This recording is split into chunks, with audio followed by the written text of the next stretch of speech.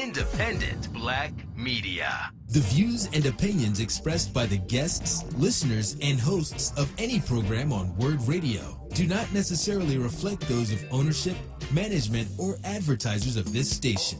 You're listening to The Source, an eclectic arrangement of diverse, powerful voices tackling the issues that affect us all. So let's get started with The Source.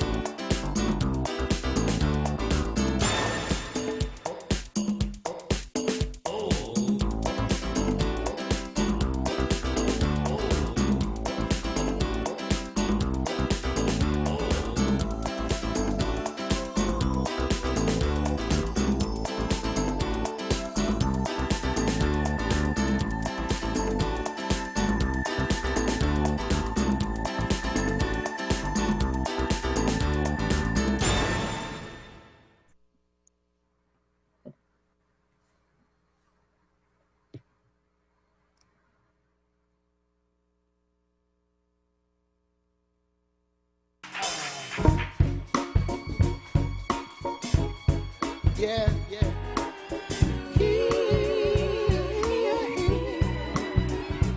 I know your eyes in the morning sun. I feel you touch me in the pouring rain. And the moment that you wander far from me, I wanna feel you in my arms again.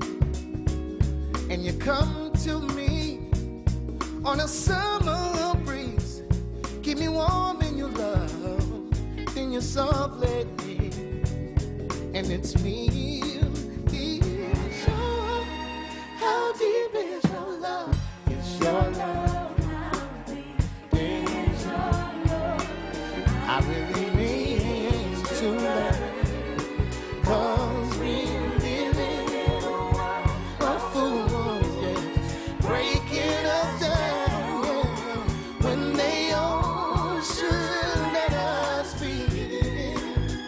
We belong to you and me. I believe in you. Yeah. You know the door to my very soul. You're the light in my deepest, darkest hour. You're my savior when I fall, and you may not think that I care for you when you know you're down inside. I really do.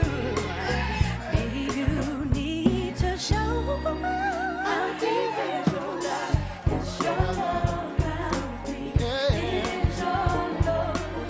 I really mean to learn, 'cause we're living in a world of fools, breaking us down when they all should let us be. We belong. Break the music, come on, say it. How deep is your love? How deep is your love? I really need To learn, 'cause we're living in a world of fools, breaking us down, yeah, when they all should let us be. We belong. Come on, let's say it one more time. Y'all help us. How deep is your love? How deep is your love? I really Mean to learn, 'cause we're living in a world of fools. Happy New Year, Habaragani, and welcome to the very first edition of the Friday Source on this New Year's Day 2021. Thank you so much for joining me. I'm Tiffany Bacon. Happy New Year. We made it through, honey. 2020 is done. D-O-N-E, done like a turkey at Thanksgiving, done. Regardless of what happened in 2020, we have a new slate. You can start anew today. Hopefully we can have I hate to use the word luck, but hopefully things will at least ease up, get better. That is our hope, at least for this year. Whatever is on tap for you today, hopefully there's a lot of love, some rest, and some connection. Connect to family, connect to friends, and of course, connect to us, the family here at WURD. Thank you so much for joining me. I just had to do the very first show of a new year. I couldn't take off today. I just had to be here so we can chat, so that we can just talk about our hopes and dreams for this year. Hopefully we still have some, right? Hopefully we still have some. Listen, I would love to hear from you. How was your ringing in of the new year? Did you sleep? Did you celebrate? Was it different? Did you make the best of it? Give me a call. Let me know how your ringing in of the new year went last night. 215-634-8065. First and foremost, I have to say hello to my producer for the day, Mr. Jordan. Hey, Jordan, how are you? Oh, I'm doing pretty good. Yourself? I'm good. Happy New Year and Habaragani to you. Yeah, same to you guys as well. Same to you guys. Thank you. Thank you. As today is the last day of Kwanzaa, and it is Imani, faith, honoring African ancestors, traditions, and leaders, and celebrating past triumphs over adversity. Lord knows we had plenty in 2020 and before. We will have more this year, but we will hold on to faith. Lots to talk about in this show. We're going to keep it easy and breezy, as a matter of fact. We're going to focus on the positive, on the uplifting, introduce you to someone in the community who's doing wonderful things. Also talk about pop culture. A lot of pop culture to consume during this holiday break. A lot of good stuff coming up this year. We're going to talk about that. And again, like I said, those hopes and dreams, those goals, those things we want for ourselves and to others in this new year. So, sorry, something that's flying around here in my house. Come on in the room. We would love to hear from you. Reach out, 215-634-8065. We are on Facebook, so you can hit us up there on the Facebook live feed. We would love to hear from you. So let's get into my very first guest. I would like for you to meet this woman. She is a business owner. She is a member of Delta Sigma Theta Sorority Incorporated, and she is an all-around good person who is doing wonderful things in the community. Please welcome to the show for the first time here on WURD, Mrs. Melissa Whaley Ayers. How are you, Melissa? I am wonderful, Tiffany. How are you? Happy New Year. Happy Kwanzaa. It is just truly a blessing to see a new year. And I am tickled pink to just be able to spend some time with you and your listening audience this morning. So thank you very much for the opportunity. No problem. Thank you for being here. So let's introduce the folks to you and who you are. Let's just talk about your journey into entrepreneurship. How and why and when did you become an entrepreneur? So this journey really started back in 2018. I had been in the corporate world for 25 years. And my most recent roles, I held two roles as the Vice President of Human Resources, one for a transportation company, one for a metal company. And I had been in the pharmaceutical HR space for many, many years. You know, corporate America can be a great educational experience, but it can also really teach you how you want to operate and how you would like to function. And for me, it was an opportunity to say, I've gained a great skill set. Now, how can I utilize what I've learned to build a legacy for my own children, for my own family? And so we kind of started the journey of possibly owning a franchise. And we looked at multiple franchises. And then in 2019, we made the decision to purchase a franchise, which actually opened February 1st. We opened Nothing But Cakes February 1st. Sadly, because of the pandemic, we were forced to close. But through 2020, it has really taught me a lot of resiliency in how to be a businesswoman, recognizing that there will be challenges along the way, regardless of what you do, when you do it, how you do it, and with whom you do it. But the most important thing is how you manage through those challenges and how you keep your head up and how you continue to persevere. Perseverance, I think, was the theme specifically for last year. Everyone had to persevere through something. So yeah, let's talk about that whole grand opening, grand closing concept. You open up, yes, and then wait, what?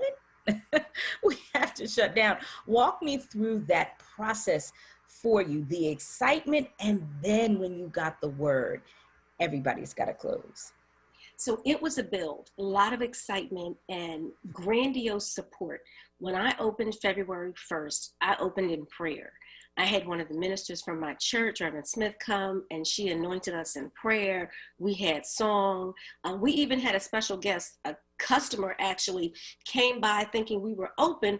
I thought he had been invited by someone there, and it was time to circle up in prayer, and he joined us. And it wasn't until it was over that we realized he just saw that we were open. So he's definitely been one of my favorite customers. But we were very excited. We opened February 1st. We're right into Valentine's Day. And then in early March, word of the pandemic began to take the media by storm, take the public by storm. My actual ribbon cutting and weekend fun day, which was to be a donation of 10%, all proceeds to benefit Mom's House in Phoenixville, was supposed to be that Friday. That Saturday, there was face painting. There was a balloon artist. There were going to be giveaways. We had a fun wheel, and we were giving away coupons to the first 50 people in line on the day of the opening. None of that happened because the week prior is when everything around me began to shut down. And when the wine and spirits closed and the movie theaters closed and the banks closed, and as much as I think I'm essential and I believe that my product, Cake Changes Everything, it was really about making sure that we were adhering to the guidance of the professionals and listening to the science. So sadly, on March 18th, a Thursday, we closed our doors for what we expected was to be a 2-week time frame, because that was the governance and information that was given. However, as we know, that 2 weeks turned into 4 weeks, which really turned into 6 weeks. So things had become just very trying and challenging. However, word got out that we could slowly begin to reopen. So on May 1st, with condensed hours, I did reopen. Instead of my normal kind of 10 to 7, I went to a 12 to 5 platform, 5 days a week versus 6 days a week, just to make sure that I could bring some level of joy back to the community. And also I was employing people. So it really just kind of gave us hope and an opportunity to get back to some sense of normalcy, which is what we were all hoping for. Yeah. Of course, we followed the science, we wore our mask, and we're very diligent in the hand washing and things of that nature. But we were able to open on May 1st and have remained open since. Oh, that's awesome. That is awesome. Were you able to maintain your staff throughout this time? For the most part, I have a few people that are still with me that opened with me. However, one of the things I'm very sensitive to is the fact that some of the persons I employ are teenagers. And as a mother, I ask myself, would I allow my teenager who didn't have to work to be working through a pandemic? And some parents were not as comfortable with it. I totally respect that decision. Others were more comfortable. We put up sneeze guards in the bakery. We have sanitizing stations throughout. We have gloves readily available. Everyone has a face shield that they have access to wear. We have our masks on every day. And I've limited the number of customers that are allowed to come in to maintain the level of social distancing, put up signage throughout the bakery. Masks are required. If there's no mask, it's a simple ask. Just wear a mask. But if you don't have a mask, unfortunately, I will not provide service to you. And so for the most part, I would say most of my staff came back. I did have to do some, backfilling for a few positions, which was, fine, because those who were once employees are now, thankfully, my guests, and they do still come and patronize the business. So some of them did come back. Awesome. I am so glad to hear that. I know we are preparing for a break, but I am aware that since you have been blessed to stay open since reopening in May, you've been doing specific things for the community. I want to hear about what those are. And I also want to hear from you, listening audience. Hello to the folks who are checking us out on Facebook Live. I appreciate you. Thank you for the Happy New Year's message. Happy New Year. It's the only one we're dealing with right now. Happy New Year messages. I appreciate them so much. Give us a call. Tell me how your New Year evening into morning was. How did you celebrate? Did you celebrate? Did you just say, you know what, I'm going to bed, I can't? Tell us how it was. And if you have a question or a comment for our guest, feel free to reach out. 215-634-8065. Stay with us. We'll be right back with more conversation after this. This message is from the Philadelphia Department of Public Health. COVID-19 is still a threat in our communities, but we can all do something simple to help stop the spread. It's critically important to wear a mask or face covering whenever you're in public or around others. Yes, even while social distancing. Wearing a mask shows you care for yourself and your community and is essential to slowing the spread of COVID-19. So love yourself, love your neighbors, wear a mask. Go, Keystone Plus, and JD's Auto Body and Painting. Habari Gani from WURD Radio. The 7 days of Kwanzaa are dedicated to the Nguzo Saba, or the 7 principles of Kwanzaa. Today is the 7th day of Kwanzaa, Imani, or faith. Today is a great day to take an introspective look at how we represent and celebrate our culture as individuals, as a family, and as a community. It's an excellent time to capture stories from our elders and preserve those stories through the arts, as a podcast, or on video. Today is the final day of Kwanzaa and the first day of the new year. This is an opportunity to establish goals and speak into existence a message of peace, prosperity, and togetherness as a family and as a community. For more information about Kwanzaa, visit wordradio.com. This WURD Kwanzaa vignette was brought to you by Pico, powering communities, Keystone Plus, and JD's Auto Body and Painting for all your auto body and detailing needs during this holiday season. Have you thought about your Christmas Day or New Year's Day dinner? Contact Eatable Delights Catering for one of their scrumptious packages. Call for the fire roasted chestnut, the Natalie Cole, or the Arizona Special. They can cater for you for as little as 4 people. 215-236-3900 or stop in at 1540 Wadsworth Avenue. Order by December 21st for pickup and order for delivery by December 24th and December 25th. That's 215-236-3900. You're listening to The Source with Tiffany Bacon on WURD Radio. Streaming live on wordradio.com and the WURD Radio app. This is a groovy party, man. I can dig it. Right on.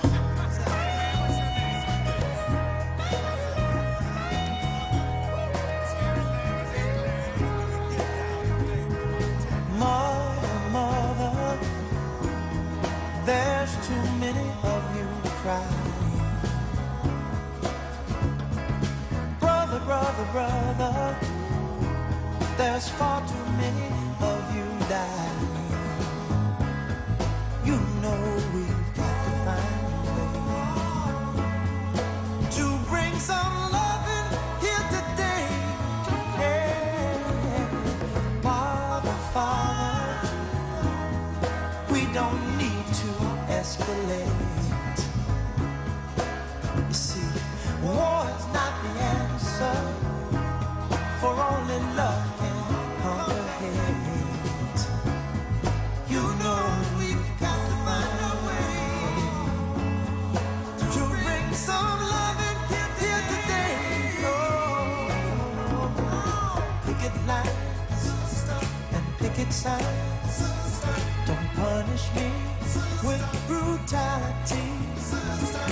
Talk to me so you can see, oh, what's going on, what's going on, what's going on, yeah, what's going on, oh, what's going on, what's going on, right on, right on.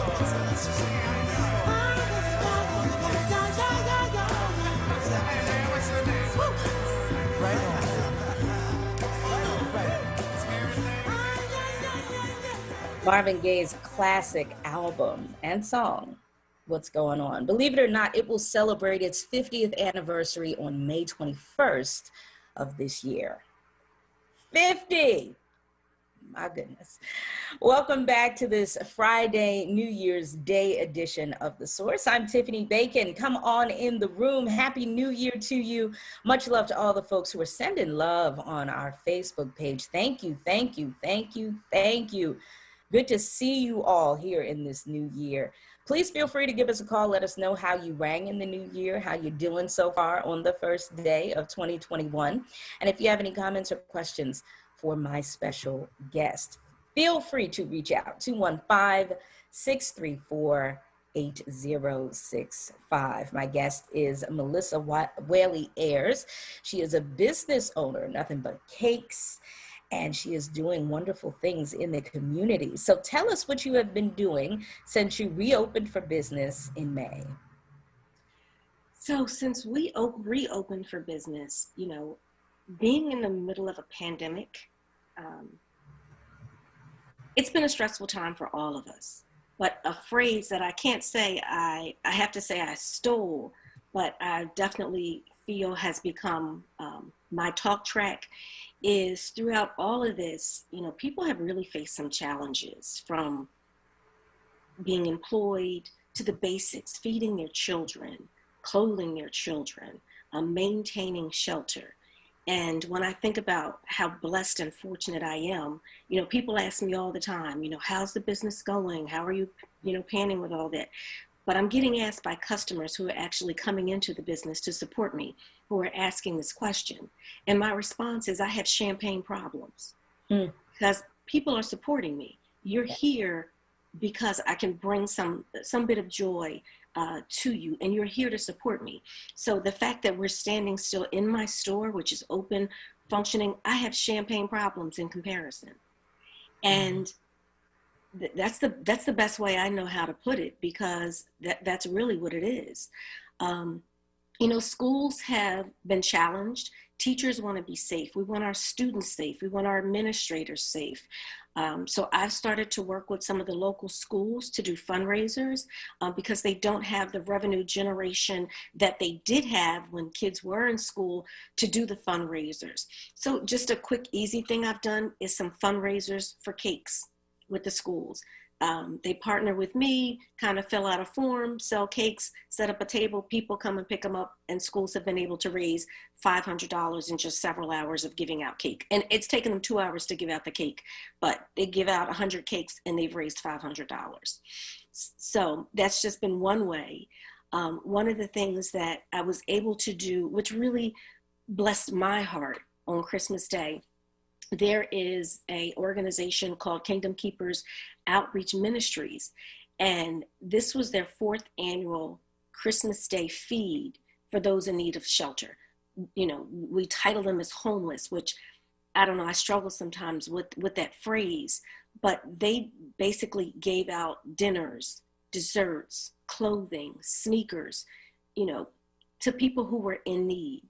And how blessed and fortunate I felt I was to be able to provide dessert for 350 people. And when I literally found out about it on Facebook, I happened to see an ad. I reached out to the person and said, how can I help? Well, there are always 3 degrees of separation. The person I reached out to, my nickname is Missy. And so when someone says Missy, I know they know me. And she told me who she was. And she was basically, a cousin of a relative of mine. And I was just like, okay. And we had met, and she put me in touch with the director and the founder of Kingdom Keepers. And I reached out to him and said, look, let me do this. I've since been able to become a corporate sponsor for them, but to feel blessed and fortunate to donate dessert for 350 people, it was my pleasure, my privilege.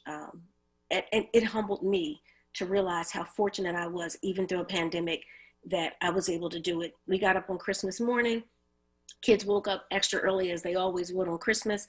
We packed the car, dropped off the cake, and I'd also put a plea out to family and friends who were coming into the bakery to bring coats. If you have a gently used adult or children's coat, male or female, boy or girl, please bring it with you so that we could really be a blessing to those who were in need. And people responded. So not only did I have a cake full of cars, I really had 2 trips of cakes full of cars, because once my car got loaded up, I had to take some down on Christmas Eve, and then we took the rest in the coats on Christmas Day. So it was just really a blessing to be able to share and to partner with such a group who is really making a difference in our community. That's awesome. That is definitely awesome and amazing. Glad that you were able to be a resource for them. I'm sure they appreciated it a lot. Now that we're in a new year, and today's show is really focused on hope, on faith, since today recognizes and honors faith. What is your hope for 2021? Not just for your business, but for your community. You know, my faith says we walk by faith and not by sight. And I hope that, I know we have a new governmental administration coming in that will follow the science, that will outwardly communicate and care for people. I think we as a people have learned to slow down a bit, but to maintain that slowing down a bit. I think we had really just become so engaged in ourselves. I mean, the fact that I remember always saying, why is a store open on Thanksgiving at dinner time? And the fact that everything was closed this year, so that people could really spend time with their loved ones and value that time. You know, we were forced together this year to be bunkered down in our homes, you know, with our spouses, with our sisters, our brothers, our parents, our children. And some people found out they didn't like people as much as they thought they did. But for the most part, I think we all learned, you know, how to get along and how to rely on the strength, the kindness, the mindsets, the resiliency of one another. So for 2021, I'd like us to maintain what we're doing. We are by no means out of the woods yet. And it is wonderful that science has given us a vaccine that we will hopefully all be able to take in 2021. As soon as I get the call and someone says I can take it, I am rolling up my sleeve and running out the door to wherever they are. And I hope that we all respond in a way that is favorable. We still need to wear our mask. We still need to do our due diligence in washing our hands, maintaining a social distance from one another. But my hope is that we continue on a trajectory of caring for one another, providing hope for one another, helping to rebuild our society, our economy, and giving back without being judgmental, because there go I by the grace of God in any given moment. And that's why this opportunity on Christmas was so humbling, because, you know, I grew up in Philly, and when I think about places that, as a youngster I was, and things I did, you know, I realized it could have went a different way. And to know that I did make some good decisions, and I'm able to coach, counsel, give back, have the right conversation, mentor, but also be viewed in a way that you can do this too. You know, I'm not special. I'm not special. What I've done, I think a lot of people can do, but we always need someone to talk to about it, to lean on, to understand, you know, what we're going through. And so if we maintain that and continue to just partner with one another. And yes, someone said to me, you want everybody to hold hands and sing Kumbaya? I said, yes, I do. What's wrong with that? Well, I 100% feel you on the slow down piece. I think for myself, 2020 taught me that, yeah, I need to slow my tail down. I work a lot. So being able to be still, I still worked a lot. I still did a lot, but being still, that stillness is needed. Sometimes you don't know how tired you are until you're forced to rest, whether that's illness or a pandemic. You don't know how tired you are until you are forced to sit down and deal with it. What would you say, oh, by the way, giving you the opportunity to call in if you have a question or for our guest this morning. Feel free to reach out. Also, to tell us how your New Year's went. How did you celebrate last night? How did you bring in 2021? 215-634-8065.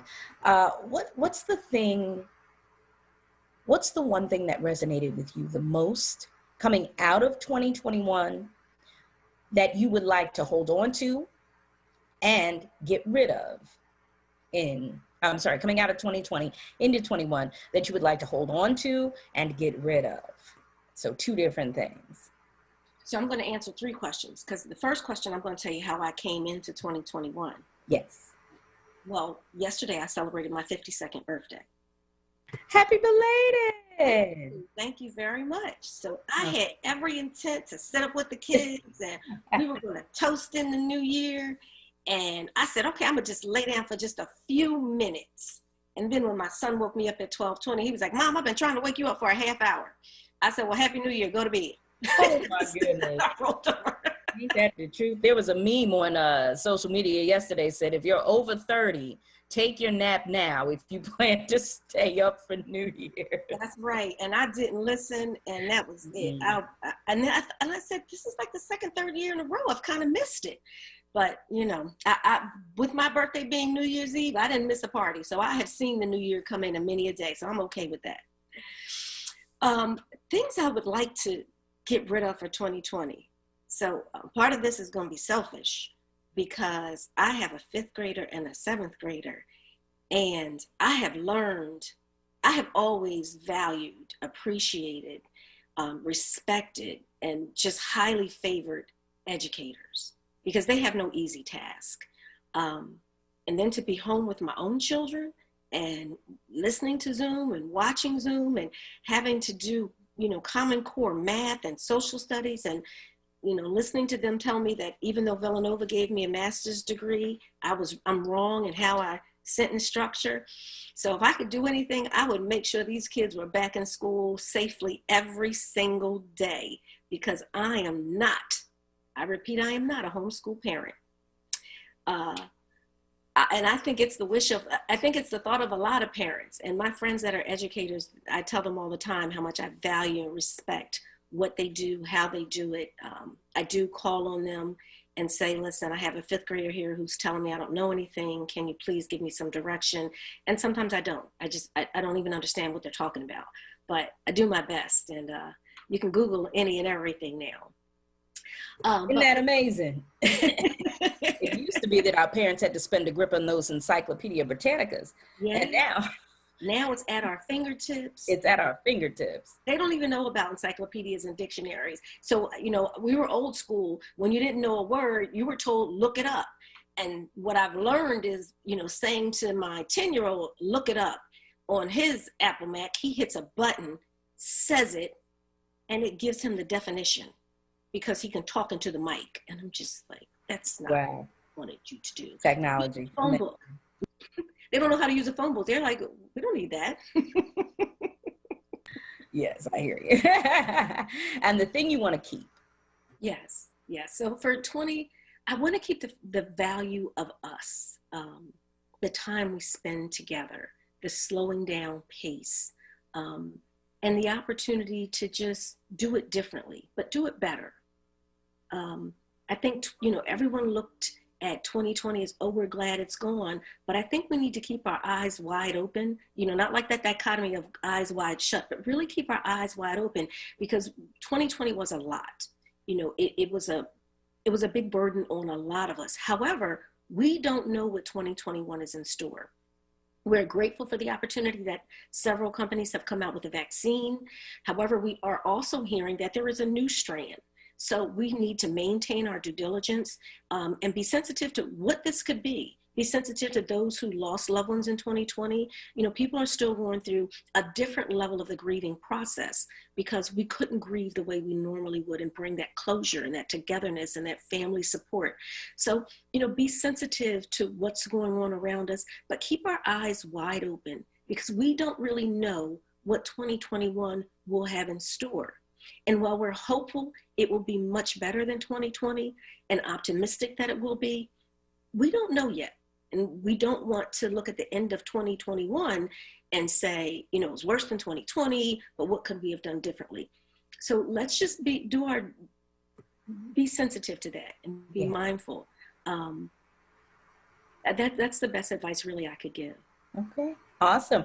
Let's go to the phones. We'd love to hear from you. 215-634-8065. Let's speak with Sister Carol out of North Philadelphia. Sister Carol, good morning. You're live on air.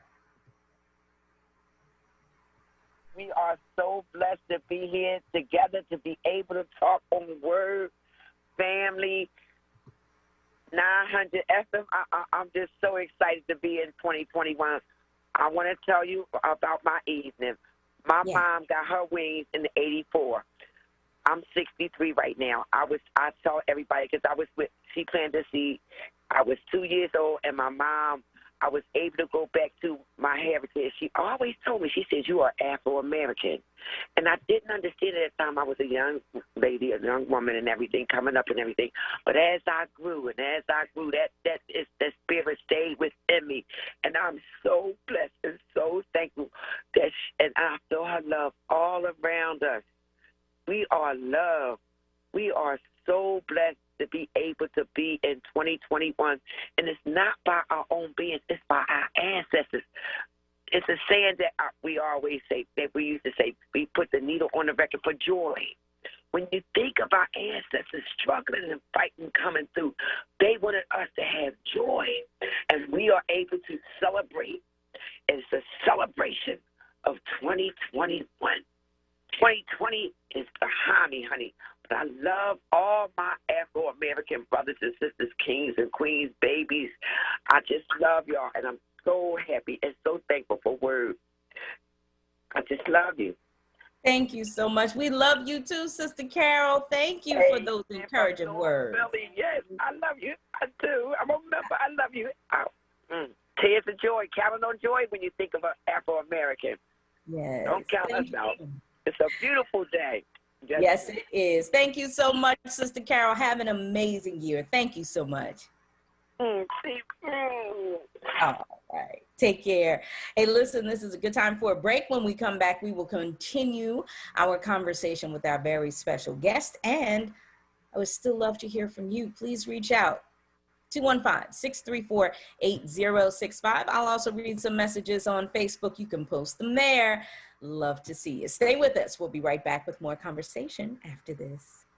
Need a new mattress? Stop by to see Julian, the mattress man, located at 7421 Stenton Avenue. You deal directly with the owner, Julian, to ensure the best prices on name brand mattresses like Sealy, Posturepedic. Call 215-424-5550. That's 215-424-5550. Did you know you can catch the flu and COVID-19 at the same time or even back to back? Don't risk catching the flu during the COVID-19 pandemic. The flu shot is a safe and effective way of reducing your chances of catching the flu or spreading it to others. And the flu shot helps protect you and your community from the worst effects of the flu. Don't say, I should have got my flu shot. Call your doctor or visit your pharmacist and get your flu shot today. You're listening to The Source with Tiffany Bacon on WURD Radio. Streaming live on WURDradio.com and the WURD Radio app.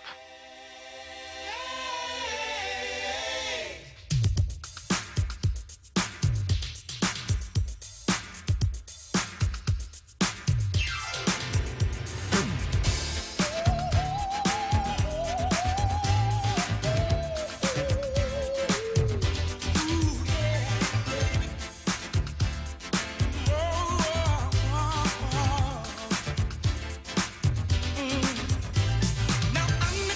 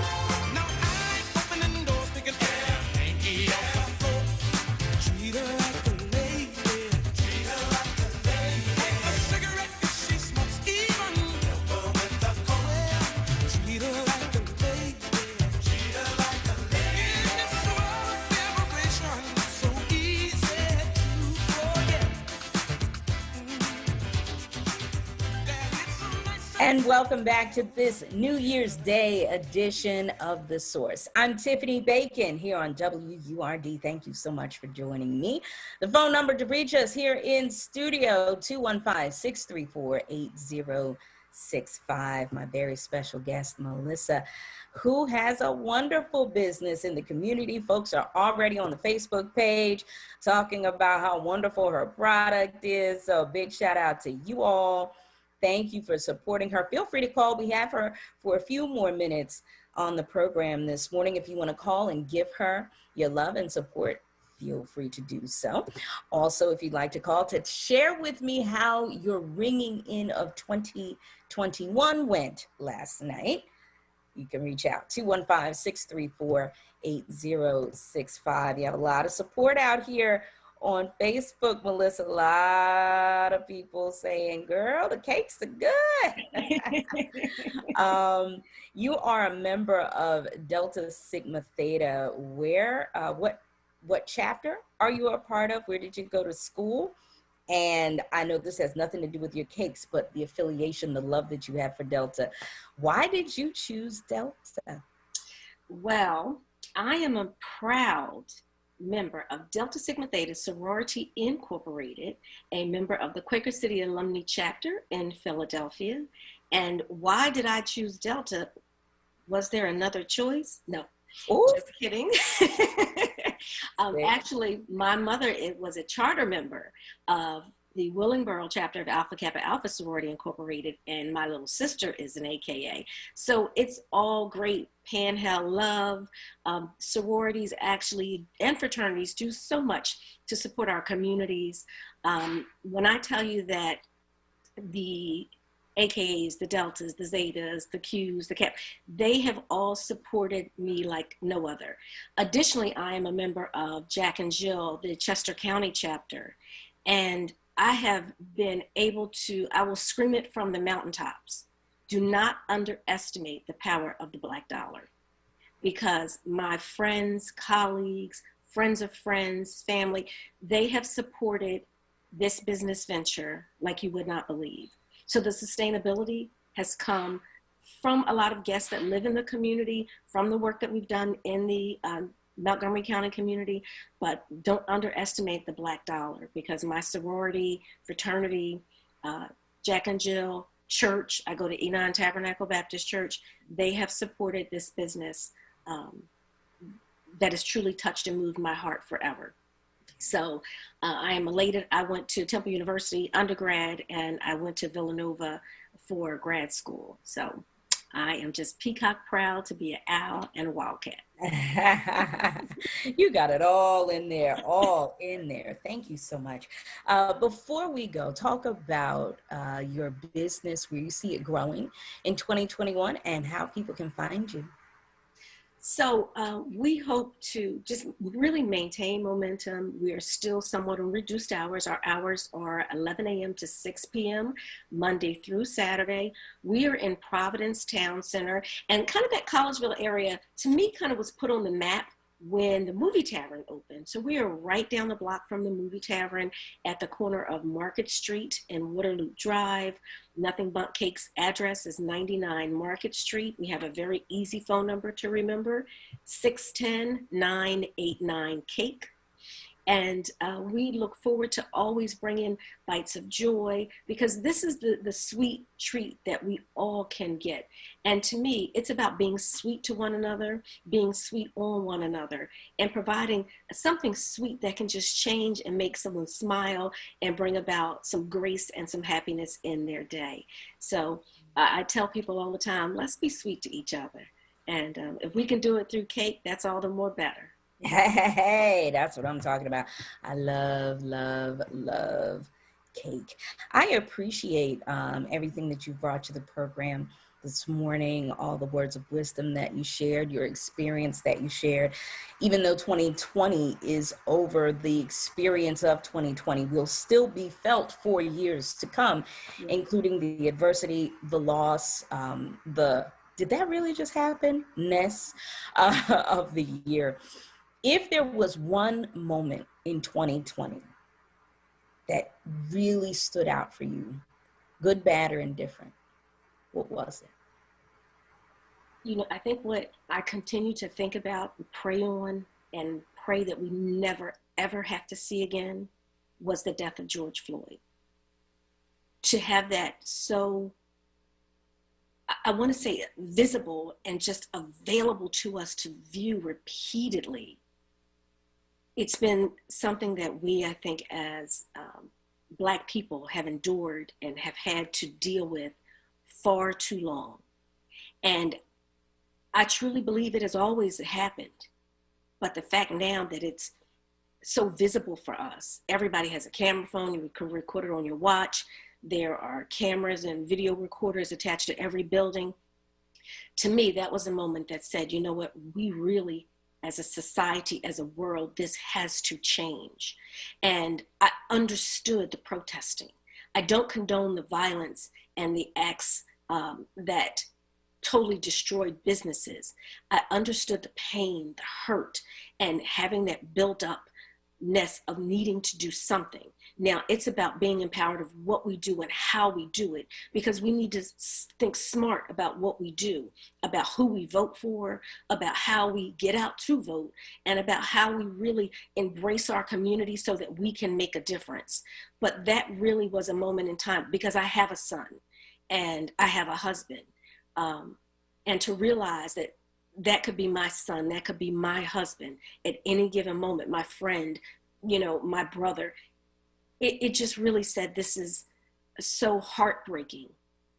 And to see it on national television over and over, and to have his family have to watch it, and to now have a little girl without a father, her father has become a household name because of injustice and because of murder. And it's heartbreaking. So I will never forget the moment I witnessed it. I will never forget the impact that it had on my heart. And I see it. I'm talking to you and looking at the screen, but I see it. I see it in my head, in my mind. And we hear about it and see it all too often. And enough is enough. We have to make a difference. We have to make a change.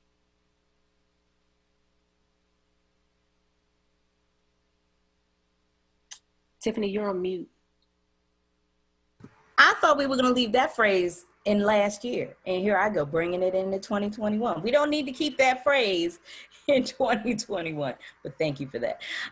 Thank you so much, Melissa. Thank you for being my first guest of 2021. Thank you for being inspirational. Thank you for your words of wisdom. Thank you for joining me this morning. And Tiffany, thank you so much for having me. Continued success on your platform this year in 2021. Hope to rejoin you again. God bless you and God keep you, is always my prayer for you. All right, awesome. Thank you so much. Have an amazing new year. Thank you. You do the same. All right, will do. Don't touch that dial. We're going to talk about your soul. Not just your soul, but the movie Soul. The Pixar film Soul was recently released on Disney+. We're going to talk about what it means. There's some controversy around this film. We're going to talk about that too. It's all things pop culture in the next hour of my special guest, Kate Bellamy. Hold on tight. Let's have this conversation when we return after this. Hey Philly, I'm Councilmember Catherine Gilmore Richardson. As the holidays approach, we've all heard the news. A vaccine for COVID-19 is here. However, now is not the time to let our guard down. As COVID-19 continues to spread, keep wearing your mask, practice social distancing, and avoid large get-togethers. It will take time before we all get vaccinated. Until then, keep yourself, your family, and community safe. We will get through this pandemic together. Stay safe and stop the spread. This Word Kwanzaa vignette is brought to you by the Curtis Institute of Music. Habari Gani from WURD Radio. The 7 days of Kwanzaa are dedicated to the Nguzo Saba, or the 7 principles of Kwanzaa. Today is the 7th day of Kwanzaa, Imani, or faith. Today is a great day to take an introspective look at how we represent and celebrate our culture as individuals, as a family, and as a community. It's an excellent time to capture stories from our elders and preserve those stories through the arts, as a podcast, or on video. Today is the final day of Kwanzaa and the first day of the new year. This is an opportunity to establish goals and speak into existence a message of peace, prosperity, and togetherness as a family and as a community. For more information about Kwanzaa, visit wordradio.com. This Word Kwanzaa vignette was brought to you by the Curtis Institute of Music. The Curtis Institute of Music educates and trains exceptional young musicians. And to ensure that admissions are based solely on artistic promise, Curtis makes an investment in each admitted student so that no tuition is charged for their studies. Meet Curtis today at curtis.edu. Have you thought about your Christmas Day or New Year's Day dinner? Contact Eatable Delights Catering for one of their scrumptious packages. Call for the fire roasted chestnut, the Natalie Cole, or the Arizona Special. They can cater for you for as little as 4 people. 215-236-3900 or stop in at 1540 Wadsworth Avenue. Order by December 21st for pickup and order for delivery by December 24th and December 25th. That's 215-236-3900. Tune in every Saturday at 4 p.m. for the Did You Know Show with host Bryant Green, right here on WURD 96.1 FM and 900 AM. Livelihood, the new initiative from WURD Radio, connecting Philadelphians to jobs, entrepreneurship opportunities, small business resources, and financial literacy. Visit WURDworks.com right now and take the next step in your professional journey. Work, work, work, work, work, work. To me, I be work. Livelihood is supported by the Nightland Fest's Local News Transformation Fund, Borealis Philanthropies Racial Equity and Journalism Fund, and the Solutions Journalism Network. Lifting every voice till earth and heaven ring. This is WURD Radio, 96.1 FM and 900 AM WURD Philadelphia. Black Talk Media. You're listening to The Source with Tiffany Bacon on WURD Radio. Streaming live on wordradio.com and the WURD Radio app.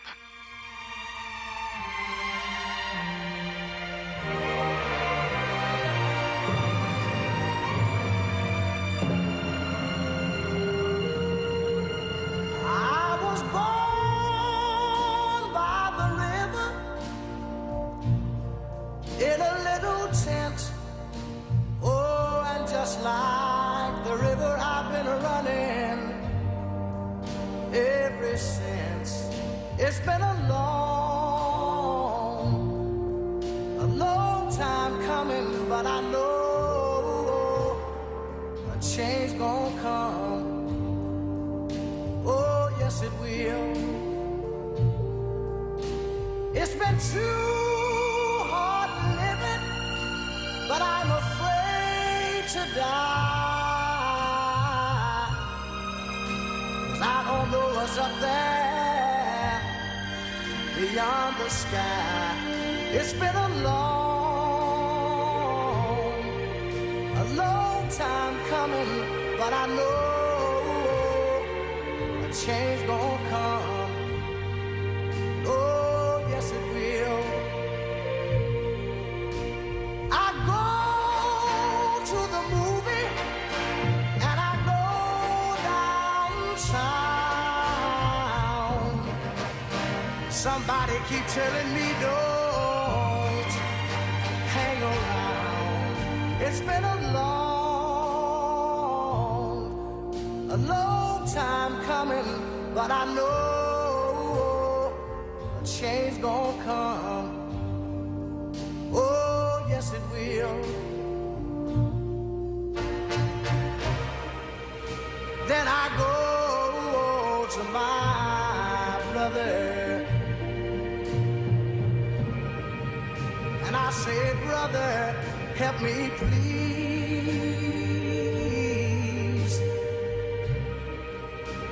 But he winds up knocking me back down on my knees. Lord, there've been times that I thought I could last for long, but now I think I'm able to carry on. It's been a long time coming, but I know change gonna come.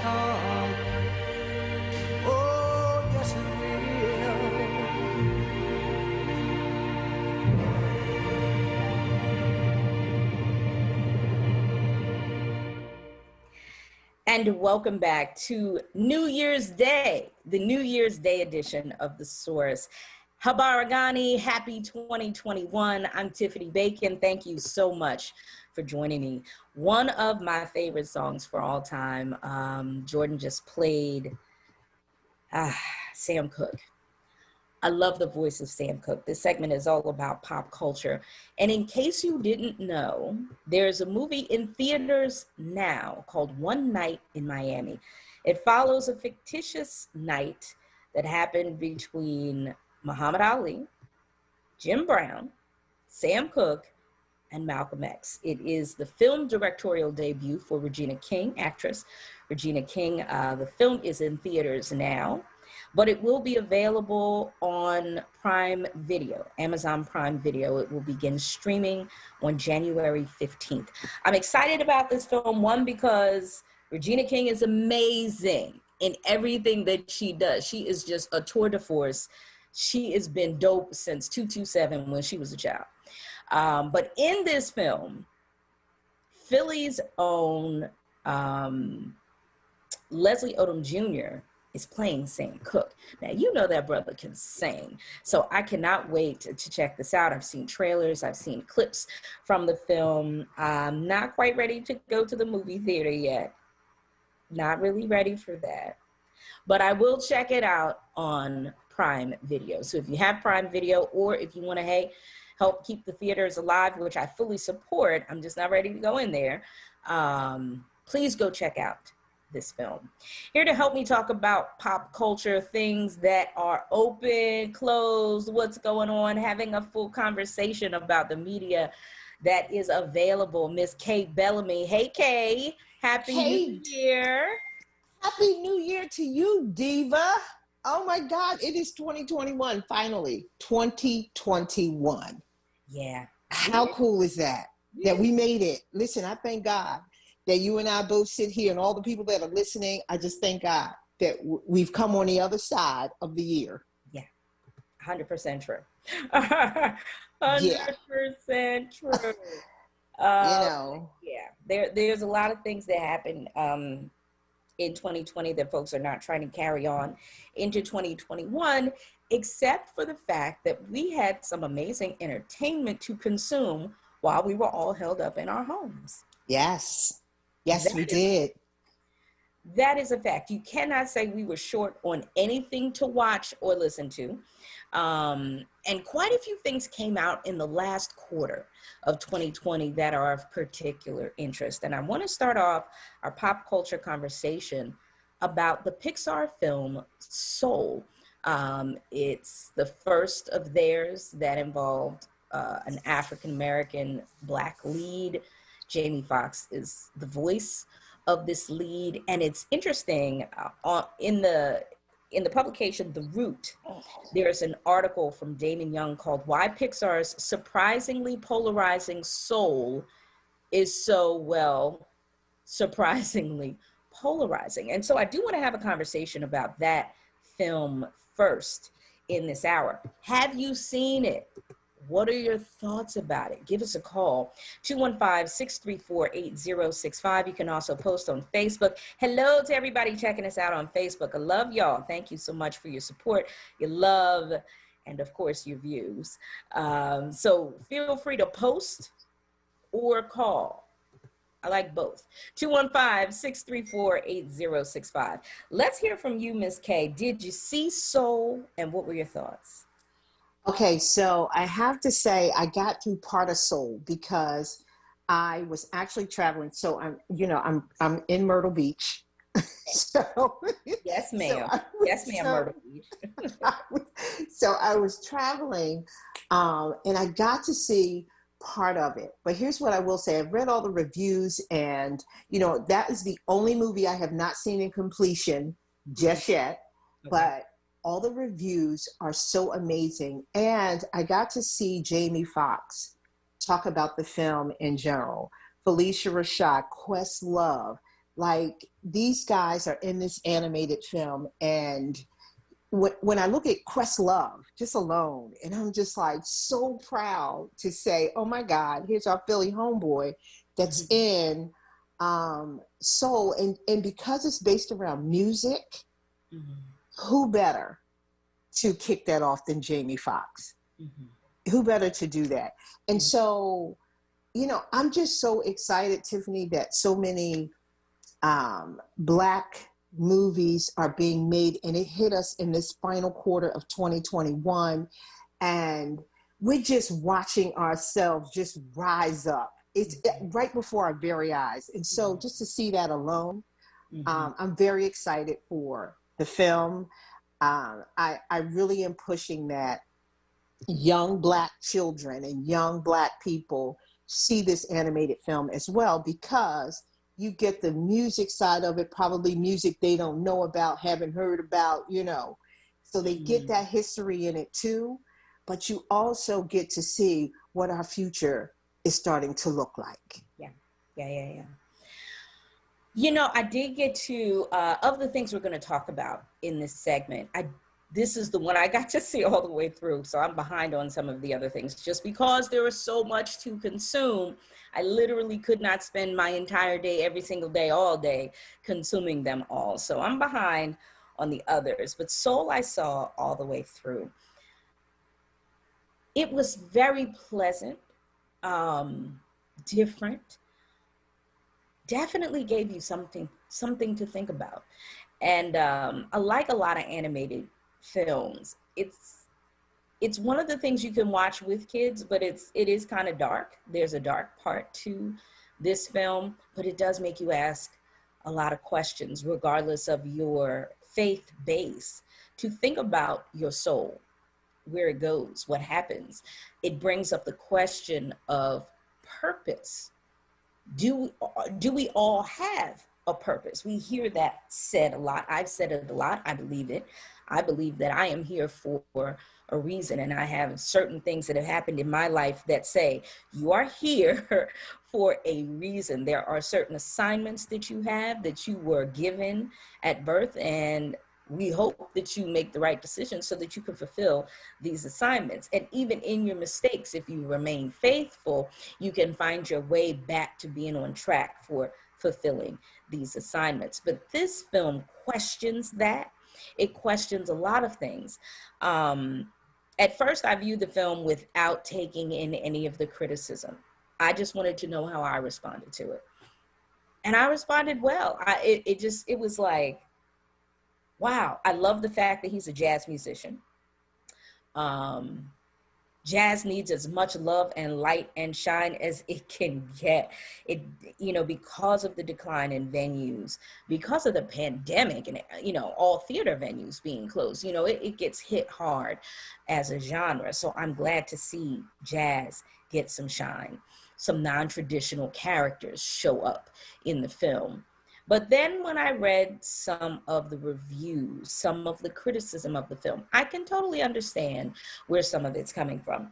I would like to hear from you, though. If you've seen the film Soul, the Pixar film Soul, love to hear your thoughts on it. Reach out, 215-634-8065. You can also post your comments on Facebook. I'd love to hear your thoughts on that. Melissa saying, finding God's plan. Melissa, our previous guest, yes, finding God's plan for your life. Absolutely, it does bring that up. One of the criticisms, and I'm going to read this from the article, and I'd love to hear your thought on it, Kay. The article is from The Root. Again, the author's name, let me go back to his name, Damon Young. He's the one that wrote this. He's talking about some of the criticism. Here's what he said. All right. They talk about how the frustrating historical context of Black Disney characters existing outside of their natural bodies. So for much of the film, Jamie Foxx's character is not in his natural body. He is a disembodied spirit. That is something that does happen often in Disney films. So what would that have meant? What would that have looked like if he didn't spend most of the movie outside of his body? Then there's the idea that the co-star, who is Tina Fey's character, it's Tina Fey's voice playing number 22. Basically, at some point, I don't want to give away the film, doggone it. How do I talk about this and not give up spoilers? I meant to say that before. How do I do this, Kay, and not give away the spoilers for the folks that haven't seen it all the way through? Well, you actually can't. So, but go on. You were on the right path. You were on the right path in talking about being that person. Giving up. Right. You're on the right path. So go down that path. You won't give away too many spoilers because we still encourage people to see the film. Right. Well, the idea that there is a sacrifice from the Black character to the white character, there is a constant trope in that in so many films, that the Black person has to give up something so that the white person can have something, and whatever and whatever and whatever. You know, to be more cognizant of that. When I first watched it, that didn't resonate with me initially. I think because I was caught up more in the conversation about your soul. All the other tropes and everything else, you know, maybe hit me later. But the first thing that grabbed me was the idea that you are about to do the thing you've always wanted to do, and then you up and die. That, I think, that hit me the most. So in the beginning of the film, you see that. You get the moment of, oh my goodness, you're winning. Wait, what? Yeah. Wait, what? Especially, and I want to stay on this point for a moment, especially for people who have literally been trying to get to a specific place in their life all their life. And they have they have some life behind them, and their whole life has been built around getting to this thing, and they get there and they can't even enjoy it. Like the song Ironic, you know, Alanis Morissette's classic 90s song. It's like meeting the man of your dreams and then meeting his beautiful wife. You know, that whole, wow, I get here.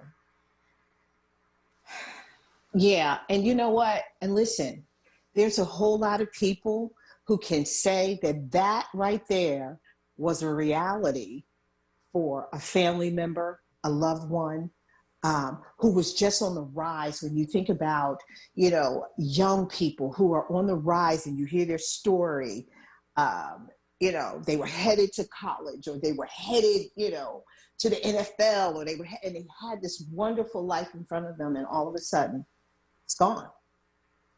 And so, you know, the moral of it all is that just to remind us how precious, not just life, but every moment, every second of it, how precious it is. And, you know, if we don't share anything else about moving into this new year, go for it. Whatever it is, go for it. We spend most of our lives just hesitating to live a dream, or to do a thing, or to move in another direction. We live most of our lives on pause because we're waiting for something in order to do something. And that right there says, God, it's in our soul. Like we, you know, whatever's in your soul, whatever sets your soul on fire, this is the time to say, I'm going to go do it. I'm going to step out on faith, and I'm just going to, listen, let the chips fall where they may. Of course you do your homework. Of course you do your prep work. Of course you are prepared, and you get the knowledge and the skill that you need. But my God, if this doesn't say anything else other than, I'm going for it. I'm going for it. And it also speaks to the idea of playing things safe. You know, in this character's life, he played it safe, but he did go for the dream. He didn't let everything go because, you know, you still got to live. And being an artist doesn't always provide a good living, especially not right away. You still got bills to pay, and you might not have enough gigs to pay those bills. But he was faced with the choice of leaning into the safe route the good job with the bennies, or to go chase the dream. And he decided to chase the dream. And what that meant, how others in his life felt about that. You know what I mean? If 2020 did nothing else, it showed every one of us that any and everything could just stop on a dime. Everything we thought was safe, we found out is not. We found out very little. Honey, that's the truth. That is the truth. We found that out in 2020. Like, everybody found that out in 2020. And the stuff we thought some people looked down their noses at, found out that that was extremely important. And you shouldn't be looking down your nose at anybody anyway. But the idea, the concept of how much of my life is playing it safe, how much of my life is living what I think my purpose is. Am I living out that purpose? And how does my soul feel about it? That's the part that that really had me thinking. And I missed the other things that the criticism brought up initially. I had to go back and think about the film a couple of times to even land on what the critics were talking about, because my heart was filled with that question. Am I living my life to the fullest? Is my purpose really what I think it is? How am I clear on this purpose? Circle back to number one. Am I living my life to the fullest? How much of it is playing safe? Do I really have time to play it safe? Ooh. I think having time to play it safe, it's inevitable, because none of us have that, because just what happened in the film, just that lets you know that time is not the focal point, because we don't know, can't control it, don't know what's going to happen from one second to the next. But I tell you what, we can control what we're going to do with every second. We can totally control that. Soul, pulling on your soul strings. Did you see the film? Gonna check it out? Let us know. 215-634-8065. Hello to the folks watching us on Facebook Live. I see y'all there. Thank you for checking us out. Kay Bellamy, my special guest, as we talk all things pop culture. That is one of them. Disney's Pixar film is called Soul. It is available now on Disney Plus. If you know somebody who got Disney Plus, ask them if you can watch it on their thing if you don't have it. Definitely worth the view. We got to take a break in a minute, but when we come back, Shonda Rhimes, if you don't know, she left ABC over some trivial trifling mess. Really, she left ABC basically because of some Disney tickets. They wouldn't give her an extra ticket or something for a family member. And she was like, as much money as I bring this place? Anyway, she is no longer with ABC, and she is producing new content in a new space. And she has something called Bridgerton, which everybody is talking about. Honey.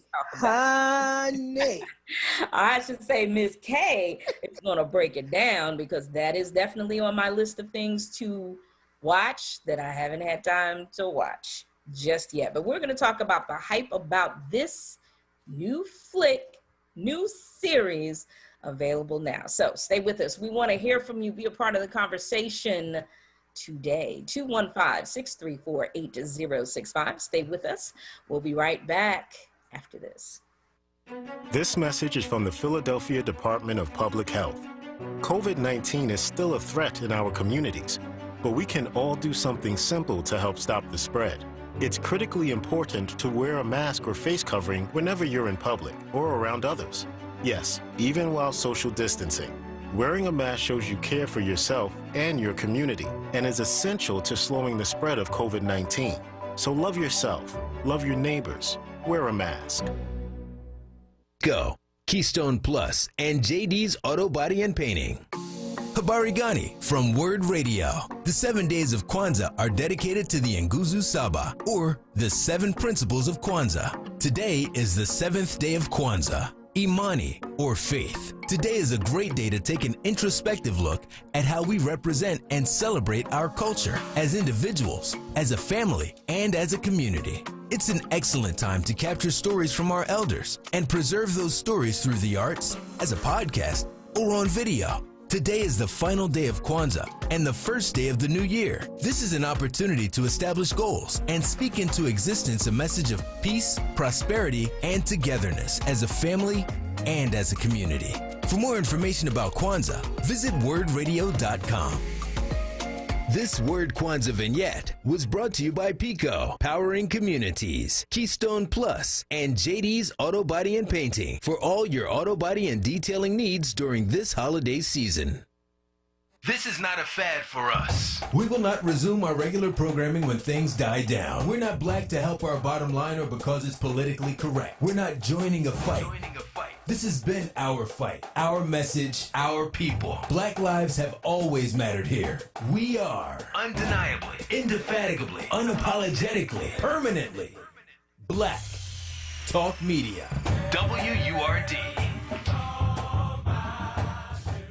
You're listening to The Source with Tiffany Bacon on WURD Radio. Streaming live on wordradio.com and the WURD Radio app.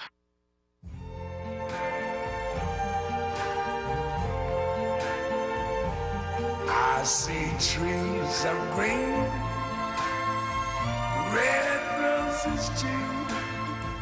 I see them bloom for me and you. And I think to myself, what a wonderful world.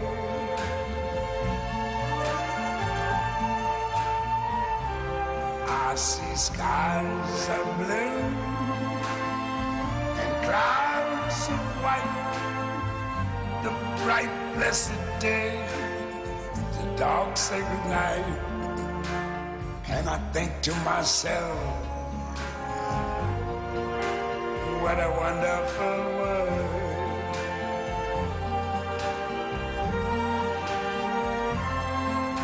The colors of the rainbow, so pretty in the sky, are also on the faces of people going by.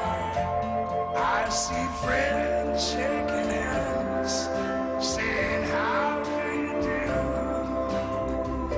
They're really saying, I love you.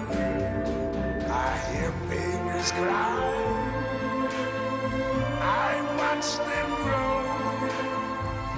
They'll learn much more than I ever knew. And I think to myself,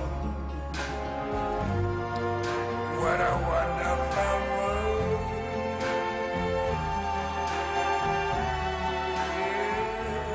Yes, I think to myself. Welcome back to this New Year's Day edition of The Source. I'm Tiffany Bacon. Thank you so much for joining me. We are talking all things pop culture right now. Kay Bellamy is my special guest. We were just talking about Soul, the new Pixar film, which is available on Disney Plus. And a couple of you had some comments. If you do have a comment about any of the programs or films that we're discussing during the segment, feel free to post on our Facebook page, or you can give us a call. Love to hear your voice on this new year. Also, give us a call, 215-634-8065. That's how you can reach us. Regarding Soul, Shayna said, beautiful concept. However, the character could have stayed as his full Black self throughout the entire movie. It feels like in order to make movies palatable for all, Black folks can't remain whole throughout an entire movie. I hear you, Shayna. And like I said initially, none of those things landed on me initially because I was caught up in the concept about the soul. So in thinking about that, and I know that that is definitely an issue for many Disney films, the Black characters can't remain in their Black bodies. How do you do how do you do a film about the soul and stay in the body? So is it that it's a clear see-through version of their body and not just this blobular form?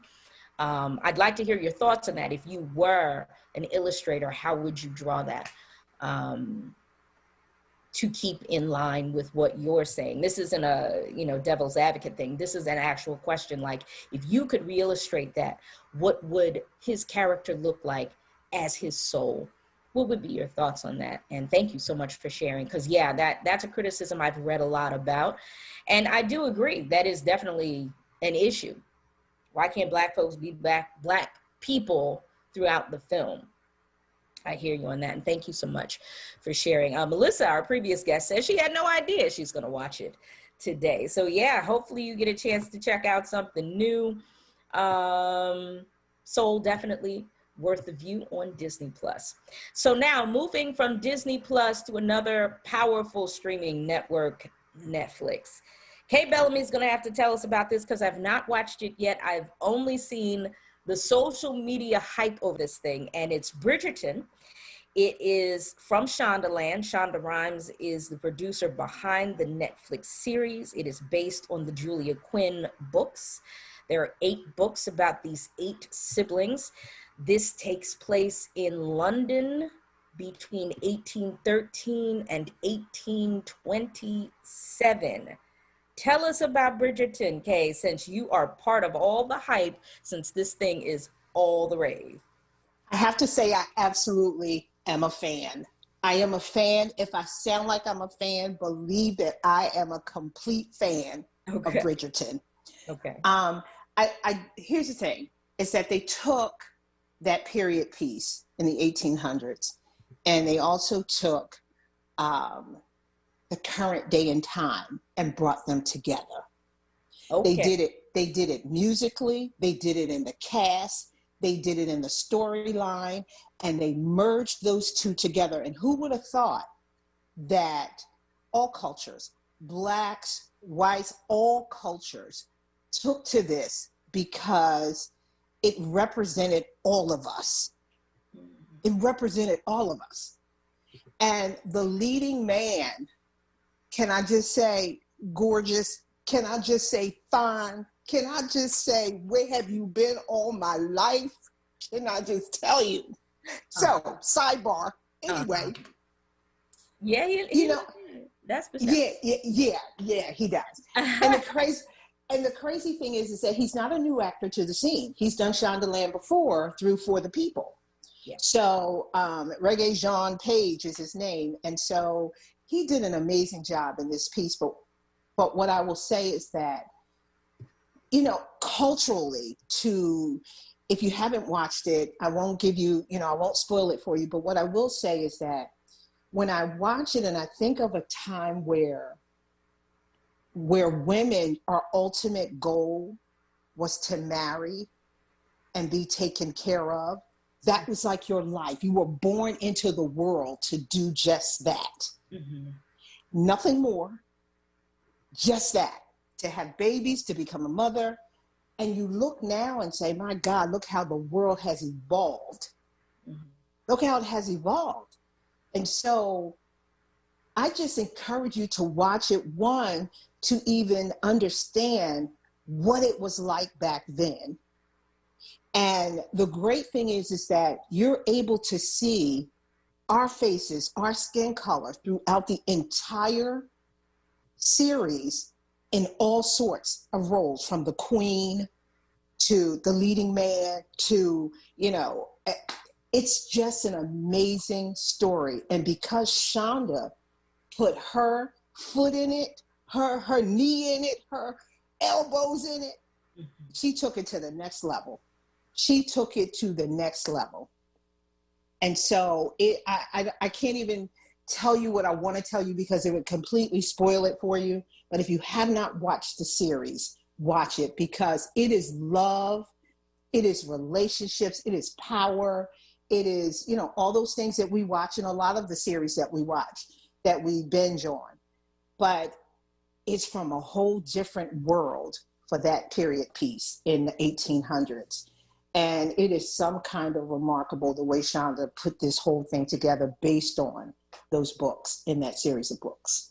So I just say watch it. If nothing else, the eye candy is all that. Well, yeah, that's for sure. And by the way, the lead actor who you mentioned, he was in, if you saw the reboot of Roots, he played Chicken Yes. Yes, he did. He played Chicken George in that. And I did watch that. I forgot what network it aired on, the reboot a couple years back. But he was the young Chicken George in that. So there's a couple things that are brought up. No spoilers as much as you can. But one of the things, besides the amazing costumes, now, you know, that's where I sit on the side of costuming. I'm looking at these costumes like, ooh, child, if y'all don't get a couple of Emmys for this, I don't know what's going on here. The costumes are fantastic. Yes. But the fact that we actually see Queen Charlotte depicted as Black, Queen Charlotte, King George III. So let's talk about that because, you know, we've been unlearning some things in the last couple of years, and that, yes, Queen Charlotte had African ancestry. So just talk about the choice to make her clearly Black in this. I think it was an awesome choice to make because Black women are so strong, just in their birthright. They're just strong by nature. And to have her, and if you see it, her poise and everything about her says, I'm power, I'm strength. And so as a Black woman, you can relate to that because she sits on that throne and she says, you know what? You all may think that y'all running it, but I'm here to tell you that you're not. And so to see that power and to see that authority. Now, there's a flip side to that because the interesting thing is that to see some of the relationships in here, they're, you know, interracial. Of course, that's not new news. Of course, the king was white. But to see her in her power, she owned it. She owned that role. She owned it. And I love that they made her a Black woman. I love that. Yeah. I want to put a pin in that for a second. Want to invite you to give us a call. Share your thoughts about the pop culture references we're making today. Either Soul or Bridgerton. Have you seen either? What are your thoughts? 215-634-8065. Let's go to line one. Speak with Tyrone out of North Philly. Tyrone, good morning. You're live on air. And good morning, my sis. How are you? I am breathing on schedule. How are you? I am breathing on schedule. Abadi Ghani? Abadi Ghani, yes. Oh, hold on. Yes, please share your thoughts. Well, it is, God, I'm just having one of my moments. I know his face. It's Amani. It's Amani's face. And let me just say, in order to do anything out here, you got to believe and you got to have faith. So I'm thanking God that I have this opportunity to share with someone I respect highly, because when you speak, you always speak about the essence of what's inside of one another. And you always speak in terms of love. You speak in terms of joy. You speak in terms of prosperity. So I'm thanking God for this moment that I'm talking to the one that heals you with good stuff. Did I say that right? Yes, thank you. Thank you so much. Thank you for sharing. I appreciate you so much. And look, you got the River Jordan flowing with you. So it's going to be a great new year. So peace and blessings to you. Godspeed and God fill for everything for the new year for you and my brother George. Yes, thank you so much. I appreciate you. You are awesome. Thank you for that. Thank you. All right, take care. I'd love to hear your voice as well. Reach out to us. The number to call, 215-634-8065. We are talking pop culture in this segment. Hearing back from Shayna, I did ask, we're going to jump back to soul for a second, Miss Kay Bellamy, because Shayna had the comment about having Black characters stay in their Black bodies in these Pixar and Disney films. And so I said, how would you, if you could be the illustrator, how could you redraw that to maintain what you were discussing in your criticism? And so she says, perhaps a dream sequence where the character was in a dream about his soul, but he still saw himself in his complete body in the dream of family members who were ancestors, perhaps his dad, who was not living, could have come to him in the dream. I don't think Disney has ever let a Black main character stay themselves throughout an entire animated movie. It's time for that to change. Yes, thank you so much. And thank you for indulging me, Shayna, by giving me your thoughts, because I'm very interested, in if you could redo it, what would that look like to you? I guess they're getting the message slowly. We'll see what 2021 brings and 2022 as they roll out new pictures. But yeah, let's let some Black folks stay in their Black bodies throughout the film. Let's see what that looks like. All right. Going back to Bridgerton, this thing is, you really have to dig in with me, ma'am, because I cannot comment too much other than the little bit that I've seen. I haven't had a chance to dig in. So much is going on. There's so much to consume, which I think has been so amazing about 2020. In the middle of everybody sitting still. Well, I will say this, the other piece about 2020. This stuff was made in 2018, 2019, and we could see it, in 2020. There was a lot of prep involved, but the timing of being able to consume all this great content, I think is fantastic. But I think the other piece that's really great about Bridgerton is the music. Tell me about the music. They took the music of today and added strings and the music of the 18th century, the instruments of the 18th century. They used those, and it was just awesome. From Beyonce to Maroon 5 to it, they took all modern day music and revamped it. And you could hear it, like you hear the music playing, you're like, where do I know that song from? Where do I know it from? And honey, it's a song that they are playing today. Back then. Yes. That's a growing trend, because what else debuted in 2020 on Disney Plus? Hamilton. So, I'm a huge fan, because I think Lin-Manuel Miranda is a genius to be able to write all of that. Like, he wrote all the lyrics, all the music for Hamilton. All of it. Yes. So yes. He used that. He did that as well. There's certain parts of Hamilton where, you get reggaeton in the middle of all that. And then you can hear the sounds of the revolution as the music would have been during that time, mixed in with hip hop, mixed in with R&B, mixed in with Euro pop and all of that. So Lovecraft Country, which was on HBO this summer, they did that. And the thing that was really interesting about their use of music, not only did you hear current day hits in a clearly 1950s scene, but they infused other audio. So you would hear like the poetry of Sonia Sanchez during the middle of a critical dramatic scene. Yes. Like, I love where the creativity is going, where we're literally reaching back to all of our art, reaching to our ancestors, reaching to our griots living. We're reaching to all of this amazing content to support our excellence and put it out there in a new form, to give it a new lens, to say, yeah, this is worthy. And our past is infused with our future and our present right now. We're seeing all these things circle and coming, coming to a head, so to speak. So you're getting all these creatives putting all of this together. And I think it is fantastic. So now I'm even more encouraged to see Bridgerton, to see them do that same thing with the 1800s, in the 19th century with the 1800s. I think that's fabulous. You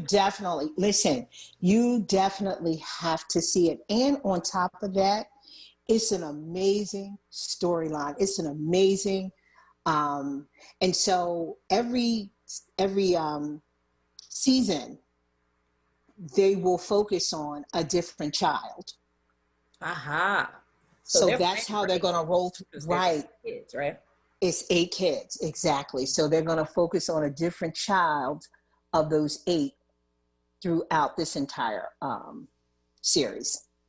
And so the first one, honey, when I tell you, love, if you've not seen it, not experienced, not even heard about it, or know what it feels like, or any of that, you will feel it in here.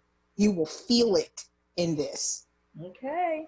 Well, I love a good period piece, honey. I love anything with costumes and anything back in the day. I love period pieces. I love the clothes. I love what costumers are able to do with the look and the feel, the set designers. I love what they're able to do with all that, especially when it's really well done.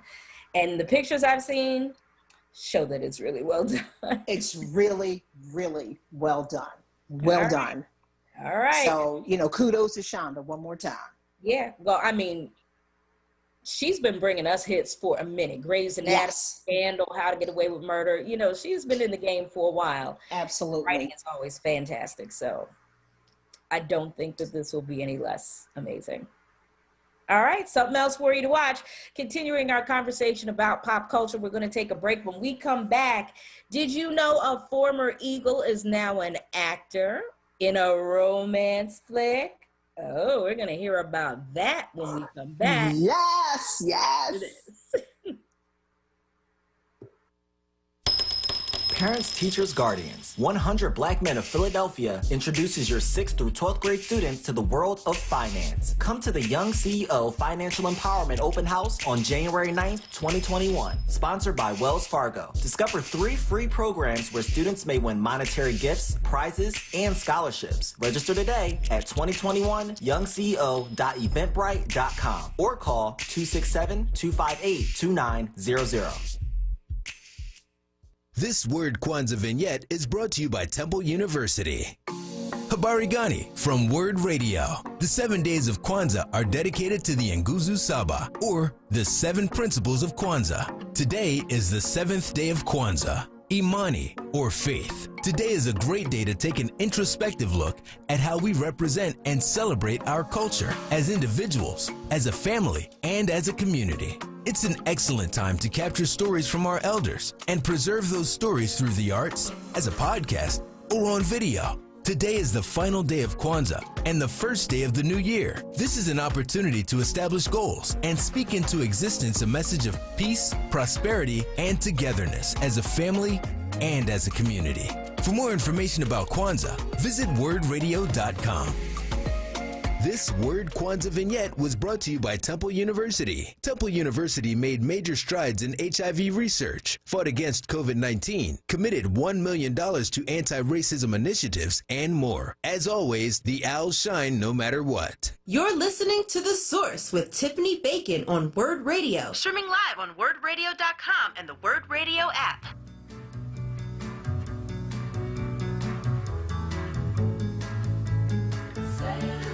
For you. The moment I wake up, before I put on my makeup, I say a little prayer for you. And while I'm combing my hair now, and wondering what dress to wear now, I say a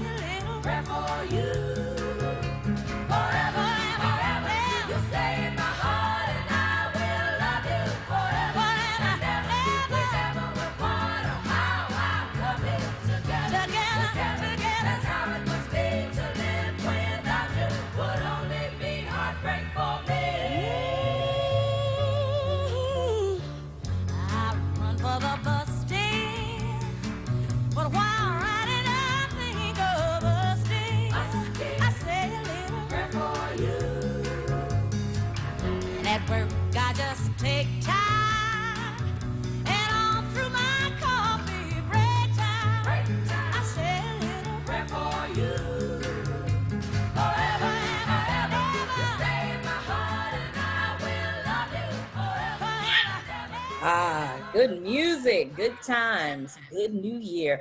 Welcome back to this New Year's edition of The Source. I'm Tiffany Bacon. Thank you for joining me. We're talking all things pop culture in this segment. Feel free to reach out, 215-634-8065. Let's go to the phones and speak with Cynthia out of Winfield. Hey, Cynthia, good morning. You're live on air. Barbie. I'm sorry, good morning. Good morning. How are you? I am breathing on schedule. Having a hard time hearing, but I'm breathing on schedule. How are you? I'm okay. I wanted to talk about the Bridgerton movie. Oh my God, it was fabulous. And when I looked at the credits, I saw Shondaland. I said, "Oh wow, this is what this is about." And the fact that I saw so many black characters dressed beautifully and having very important roles. That's what I liked about it. She gave us a really good sense of self-worth and dignity in that movie. And I'm so glad I just stumbled upon it. I didn't even know it, but I just want to say I give that a 10 plus. Okay. But don't you love it? Don't you love it when you just stumble across something that's a surprise and it's really good? Yes, and I love period movies. I love movies like that, you know, because I'm always looking for them. And I'm saying, oh my God! And the young man, the Duke, he played in something else, and I can't remember. I don't know if it was in Outlander or another period movie. Does anybody know what it was? I think I know what you're talking about. I'm going to look it up. Like I did mention before, he was in the new version of Roots. They did a reboot of the original Roots miniseries. He was in that as Chicken George, young Chicken George. Okay. But I think I know what you're talking about. He was in something else too. So I will look him up and let you know in a moment. Yeah, and do you know whether he's British or is he American? Is he American? That's a good question. Let me tell you something. Those British actors. He is British. He is British, and he's British. He's African British, so he's from like Zimbabwe. Okay. But he is completely British. Absolutely. Okay. Well, let me tell you something. Those British actors seem to master various American accents a little bit better than we master the various British interesting, isn't it? That's true. I noticed that. But I just wanted to comment on that. I love that movie. And I love the other one, Sylvie's Love. I know you're going to talk about that. Mm-hmm. Oh, my. Yes, we are. I love, I can't even pronounce his name, but he was all that in that. And so was the female. So, okay. I just wanted to register that. Thank you and have a Happy New Year. Thank you so much. You too. The same. Yes, what she is referring to is Sophie's Love, not Sophie's Choice. That was the Meryl Streep movie from the 80s. This is Sophie's Love, featuring Tessa Thompson, who has been in like everything. She's in the Marvel Cinematic Universe. She, of course, was, oh my God, my boyfriend in my head. Oh my God, my brain is on pause. Creed, she played Creed's girlfriend in the movie Creed. She's been in everything. And former Philadelphia Eagle Nnamdi Asomugha, he plays the lead. He is also the husband to my girl Kerry Washington, by the way, and they have beautiful children. So this is his first foray into film as an actor. Tell us about Sophie's Love, Miss Kay Bellamy, because it is also all the rave on social media. Yes, it is. And listen, again, it deals with music because he's a musician. But it also deals with, I can't spoil it, but it takes us back to when, you know, you could walk into a music store and buy an album.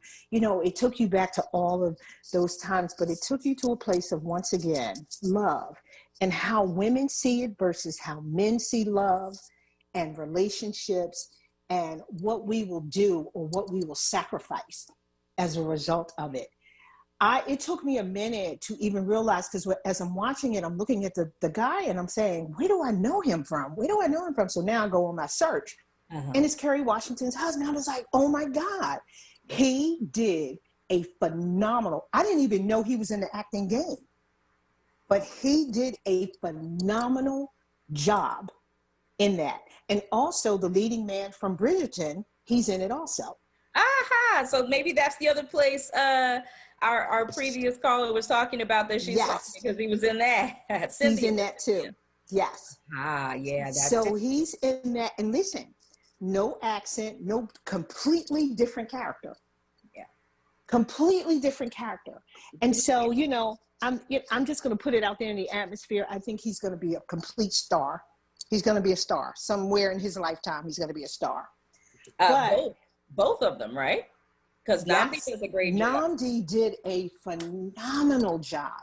And so I encourage you to watch that because, it's nothing like, and it reminded me of Love Jones. It kind of reminded me of the feel of Love Jones. Love Jones is like the classic love movie, Black Love. This is definitely up there.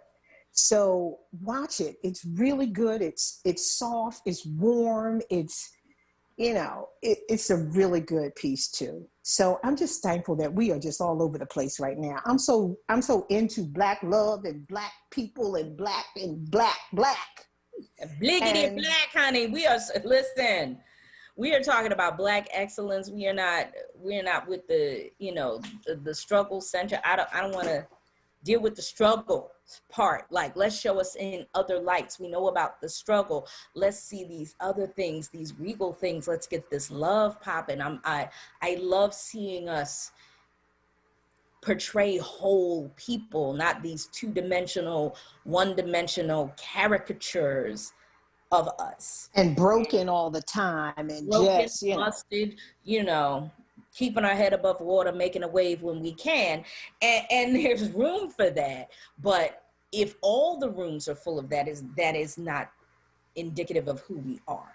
Like, we are not just a struggle people. That's exactly right. We are so much more than that. So I'm glad to see so many projects celebrating celebrating all of who we are with these three-dimensional flawed characters. Like, let's play people who have depth. And I love it. Again, with jazz, bringing jazz back into the forefront of film. And it's Sylvie's Love. I heard myself saying something else, and I'm like, am I saying this right? Probably not. Let's clear it up. Sylvie's Love is the name of the film. It is on Amazon Prime, right? That's how people can see it? Yes, it is. Amazon Prime. So your Amazon membership, folks, if you pay that extra money to make sure your package gets there in a day or two, it is worth more than just your package getting there in a day or two. You have access to these other films, which is awesome. So there's multiple things to check out for your viewing for this holiday weekend. A great way to start off the new year. Check out some films that show us in an amazing light, have some depth, have some moments. The glitz and glam of the costumes, by the way. Oh my goodness. The stills I've seen. The costumer of this is doing their thing. Talk about that for a moment. The look of it. How everyone's dressed. So, with a guy like Namdi, he can hang a suit, honey. He can hang a suit. And to hang a suit from, the 60s or when they were silk kind of, and he can hang a suit. These guys look good. And then Tessa Thompson, and like, you can't even become more beautiful than that.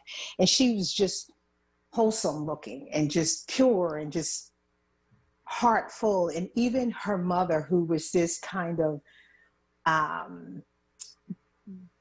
educated woman, and everything about her was the same thing we talked about in Bridgerton. These women are raised, or they raise their daughters to say, listen, you will follow this plan.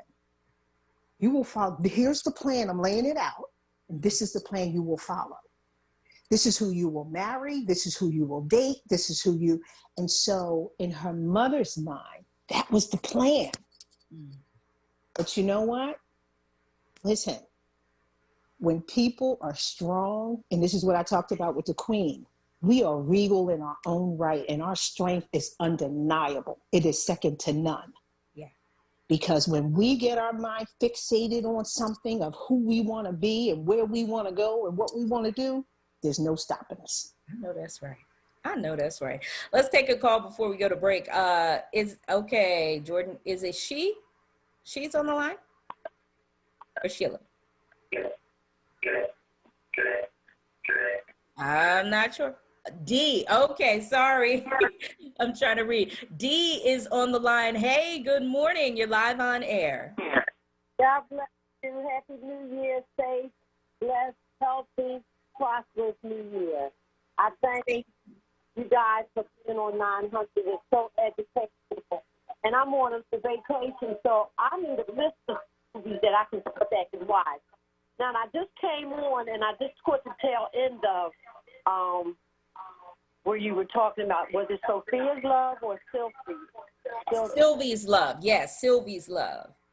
So I like that. I'm going to look that up, and that's one on my list today. And if you would please, could you just give us about 5 movies that we can watch while I'm off on my vacation right now? I would greatly appreciate it. I love 900 WURD and try to introduce some of my people to it that don't know about 900 WURD. And I said this revolution will not be televised, but I love the education piece that I get on it. I love your conversation today. Oh, so, thank you so much. I thank you.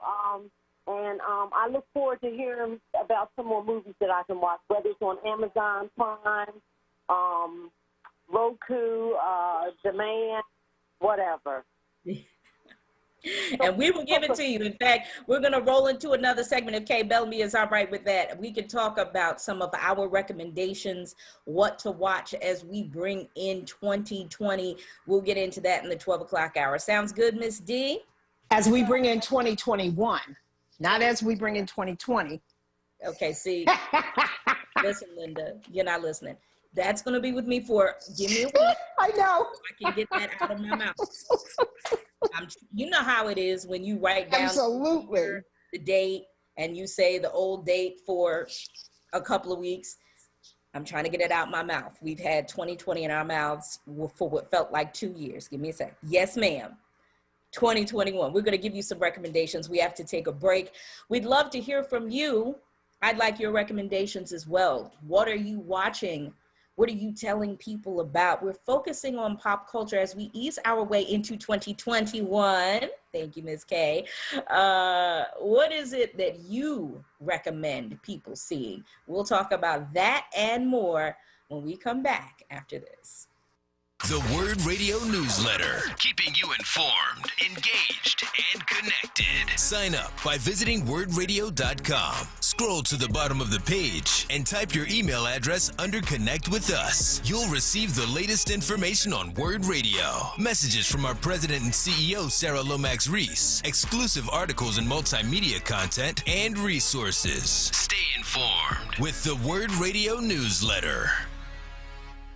This is WURD Radio, 96.1 FM and 900 AM WURD Philadelphia. Black Talk Media. You're listening to The Source with Tiffany Bacon on WURD Radio. Streaming live on WURDradio.com and the WURD Radio app.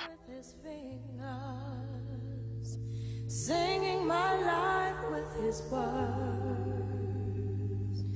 killing me softly with his song, killing me softly with his song, telling my whole life with his words, killing me softly with his song.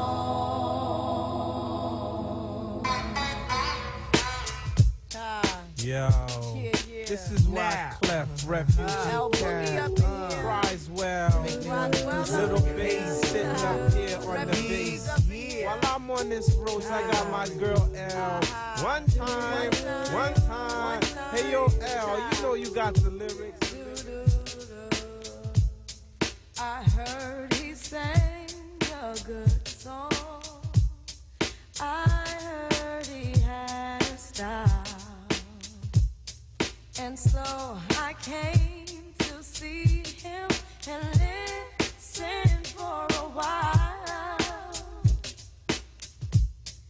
And there he was, this young boy, stranger to my eyes, strumming my pain with his fingers, singing my life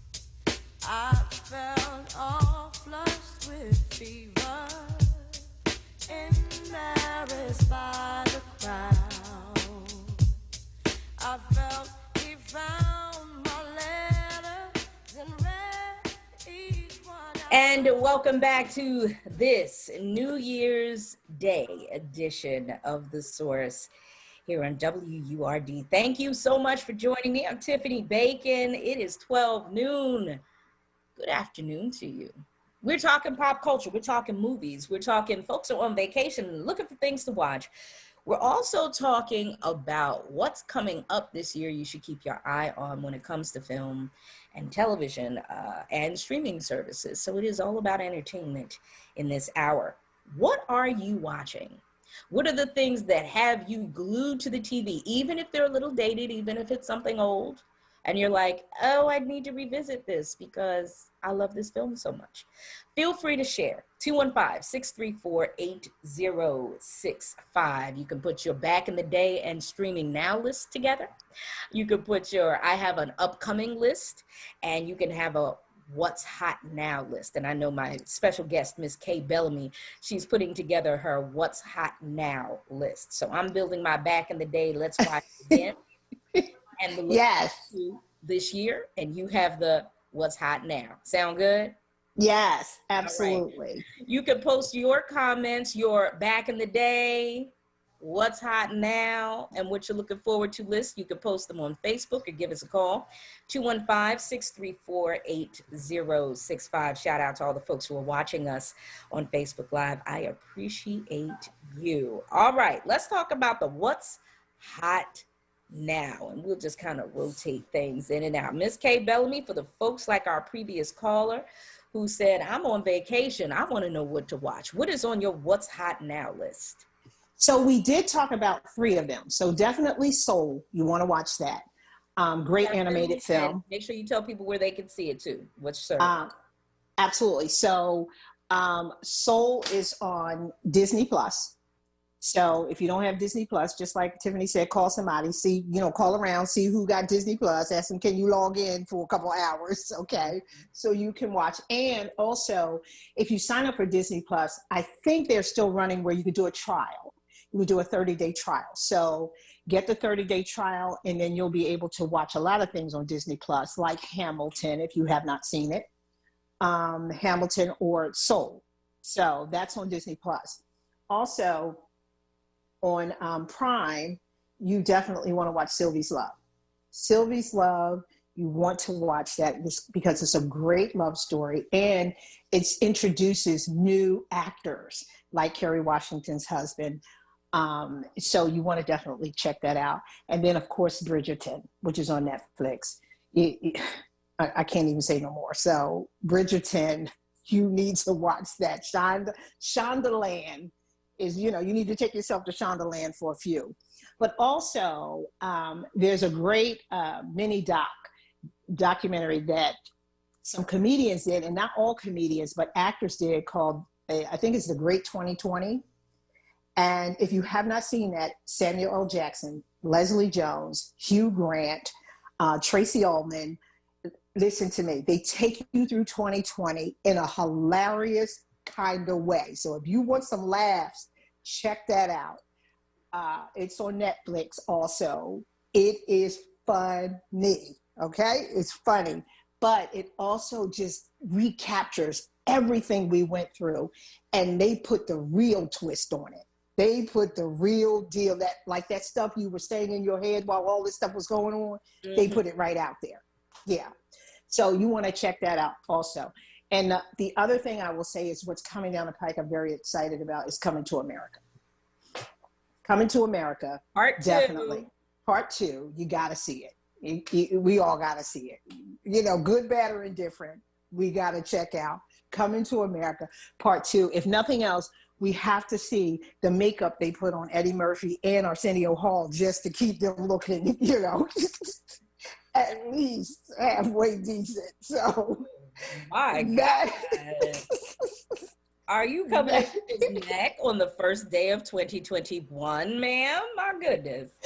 So, if nothing else, you get to see that. But of course, Coming to America is a classic, so we have to check that out.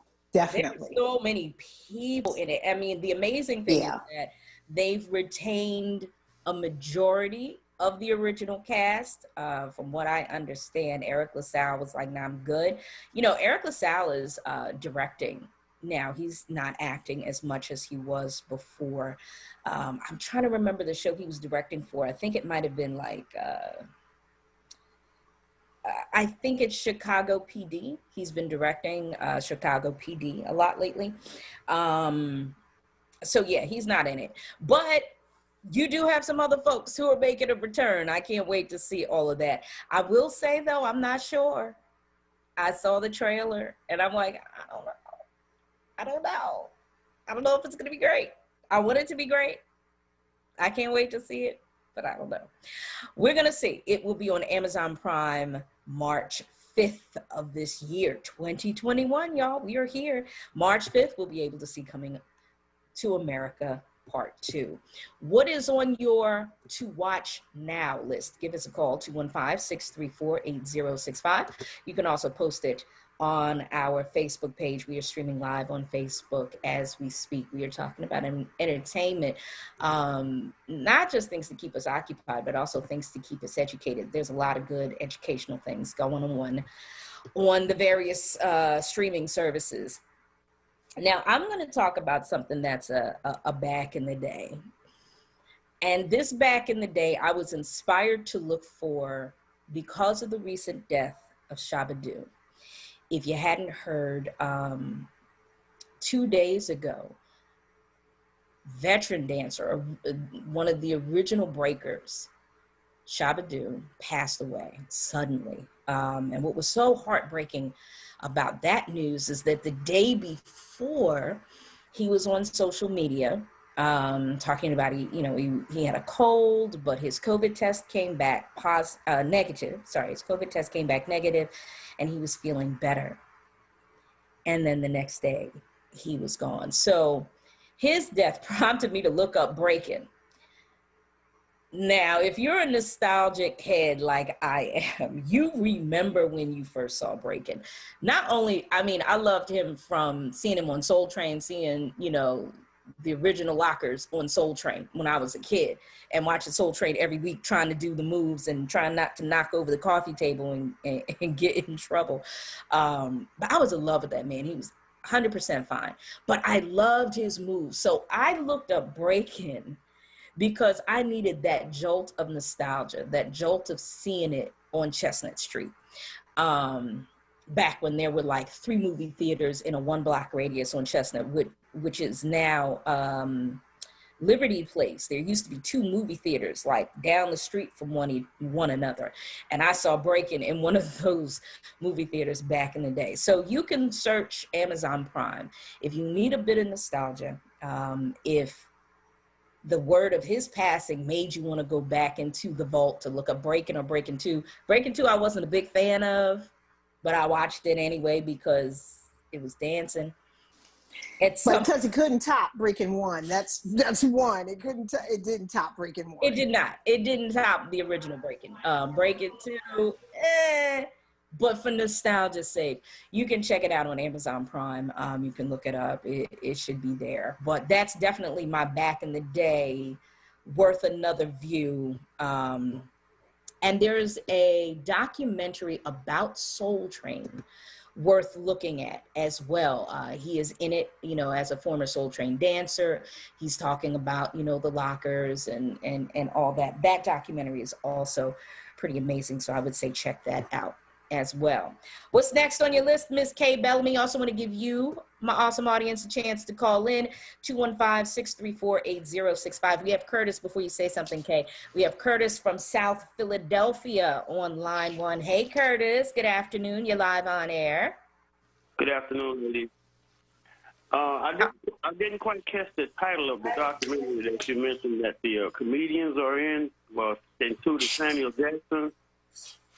Yes. Can you give us Ms. K? It's called The Great 2020.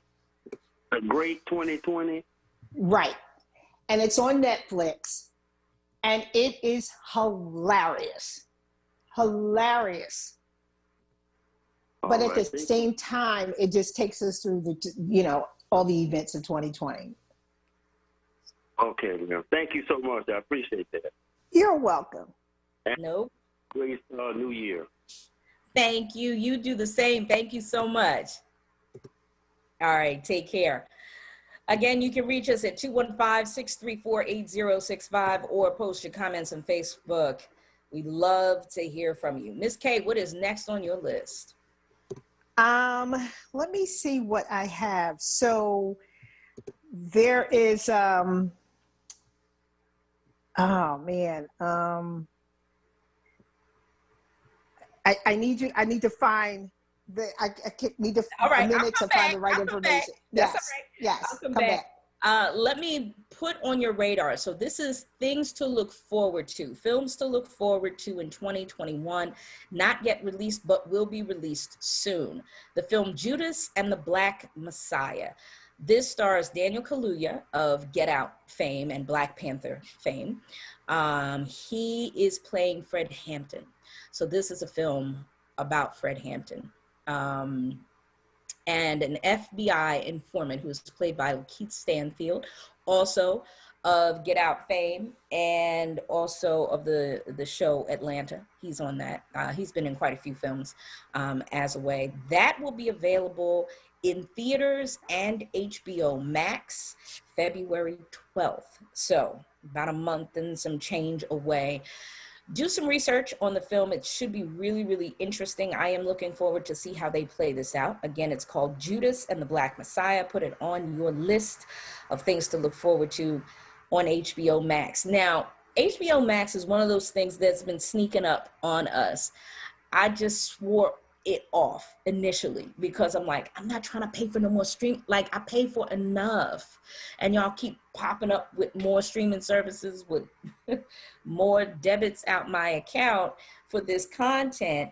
But there's content on there that I do want to see, like we talked about the reunion of Fresh Prince, which I thought was really, really wonderful. There's some other things that's on there as well. And we heard that at least one studio is going to be releasing a lot of its films in the theaters, but also straight to HBO Max as well. So you do the math for yourself if you want to add that service to list of things that you pay for, but they do have a lot of good content coming our way.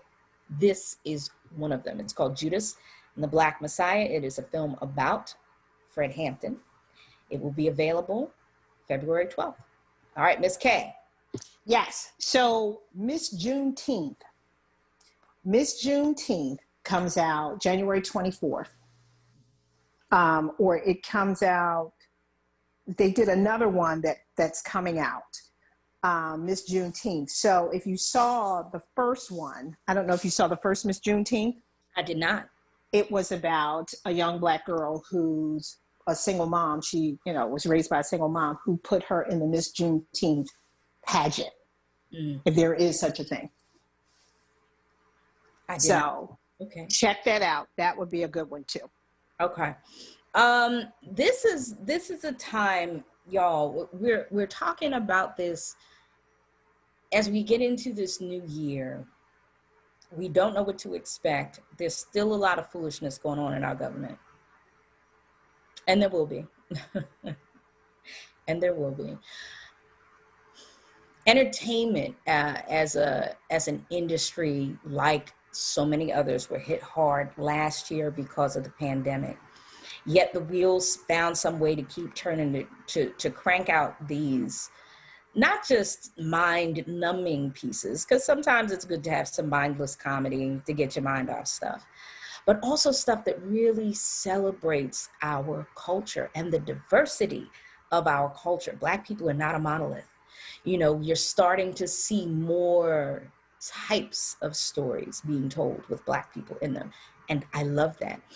So we're talking about some of these things to look forward to, not just for mind-numbing entertainment, but there's also education in it. There's a lot of great documentaries coming up as well. We'll spend some time talking about those. If you know of some, share them with us. You might know of some things that we don't know about, something that you're watching that you have enjoyed in the last couple of weeks or months. I would love for you to share that with us as well. 634-8065, or you can post it on Facebook. We are streaming live on Facebook right now. You know I love entertainment. Miss Kay Bellamy, we love entertainment. Before we get back into things to look forward to and things to watch right now for the folks who are on vacation, what does it mean to you, Miss Kay, to have so much varied content at this time? Personally, what does that mean to you?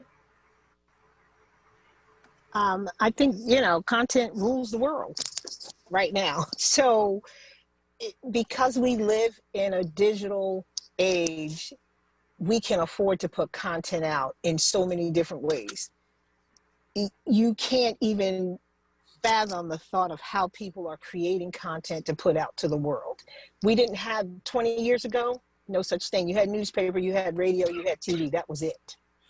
Now it is, and then it had to be perfected. It had to be, rehearsed, and it had to be put together and written well and all of this stuff. Now, not so much.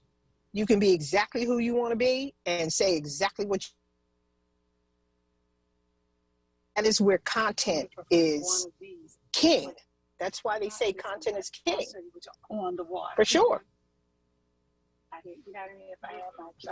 Absolutely. Content is definitely king. And we're going to hear about more of it, more things to watch. Let's go back to let's go back to Disney Plus for a second. This is not new, but I am late to the game. And if you have not paid attention to it and you have Disney Plus, please let me offer this up to you, The Mandalorian. We talked about it briefly before, but I finally finished both seasons. And I'm like, oh, if you're a fan of Star Wars, you will really dig The Mandalorian. It is streaming now, both seasons. If you've never seen one, you can see them both now on Disney Plus. It takes, first of all, I'm not even going to give any of it really away, but I will say that I thoroughly enjoy seeing Giancarlo Esposito in anything. He plays a darn good villain. That's all I'm going to say. He plays a villain in this. He has been giving us amazing performances since School Days in 1988. He continues to work, and he is working it in The Mandalorian. So if you're a lover of Star Wars and you have access to Disney Plus, that's definitely something to check out. Baby Yoda, I won't give you his real name. It says it in the thing. He is all the rage, and many children and adults too received a Baby Yoda for this holiday season. So if you're a fan, check it out. If you haven't had time, something to watch during your vacation this weekend. Going to take a break and come back with more conversation. Thank you for checking us out. We'll be right back after this. This Word Kwanzaa vignette is brought to you by the Curtis Institute of Music. Habari Gani from WURD Radio. The 7 days of Kwanzaa are dedicated to the Nguzo Saba, or the 7 principles of Kwanzaa. Today is the 7th day of Kwanzaa, Imani, or faith. Today is a great day to take an introspective look at how we represent and celebrate our culture as individuals, as a family, and as a community. It's an excellent time to capture stories from our elders and preserve those stories through the arts, as a podcast, or on video. Today is the final day of Kwanzaa and the first day of the new year. This is an opportunity to establish goals and speak into existence a message of peace, prosperity, and togetherness as a family and as a community. For more information about Kwanzaa, visit wordradio.com. This Word Kwanzaa vignette was brought to you by the Curtis Institute of Music. The Curtis Institute of Music educates and trains exceptional young musicians. And to ensure that admissions are based solely on artistic promise, Curtis makes an investment in each admitted student so that no tuition is charged for their studies. Meet Curtis today at curtis.edu. Jobs, entrepreneurship opportunities, small business resources, and financial literacy. Livelihood. The new initiative from WURD Radio to connect Philadelphians to resources to help take the next steps in their professional lives. WordWorks.com features career readiness tools, entrepreneurship resources, funding opportunities, and events to expand your livelihood. Visit WURDworks.com right now and take the next step in your professional journey. Work, work, work. Livelihood is supported by the Nightland Fest's Local News Transformation Fund, Borealis Philanthropies Racial Equity and Journalism Fund, and the Solutions Journalism Network.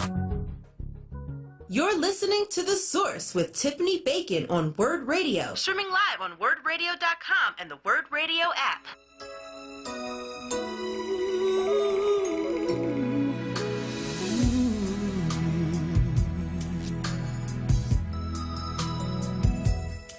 For you, I'd give a lifetime of stability. Anything you want of me. Nothing is impossible for you. There are no words or ways to show my love, or all the thoughts I'm thinking of. 'Cause this life is no good alone. Since we've become one, I've made a change. And everything I do now makes sense. All roads end, all I do is for you.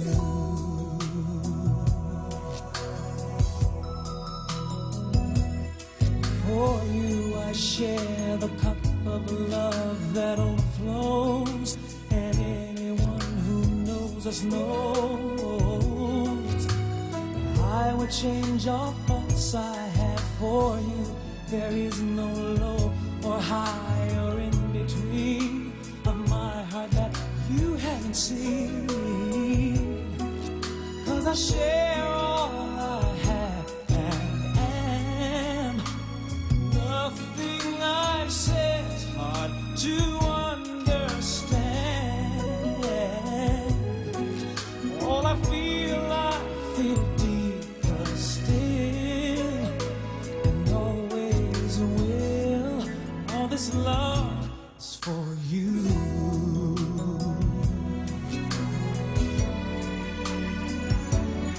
Every note that I play, every word I might say, every melody I feel are only for you and your appeal. Every page that I write, every day of my life would not be filled without the things that my love for you now brings. For you, I make a promise of fidelity, now and for eternity. No one could replace this love for you. I take your hand and heart and everything, and add to them a wedding ring. 'Cause this life is no good alone. Since we've become one, you're all I know. If this feeling should leave, I die. And here's why: all I am is for you. Everything I do now makes sense. All roads end, all I do is for you. Only for you.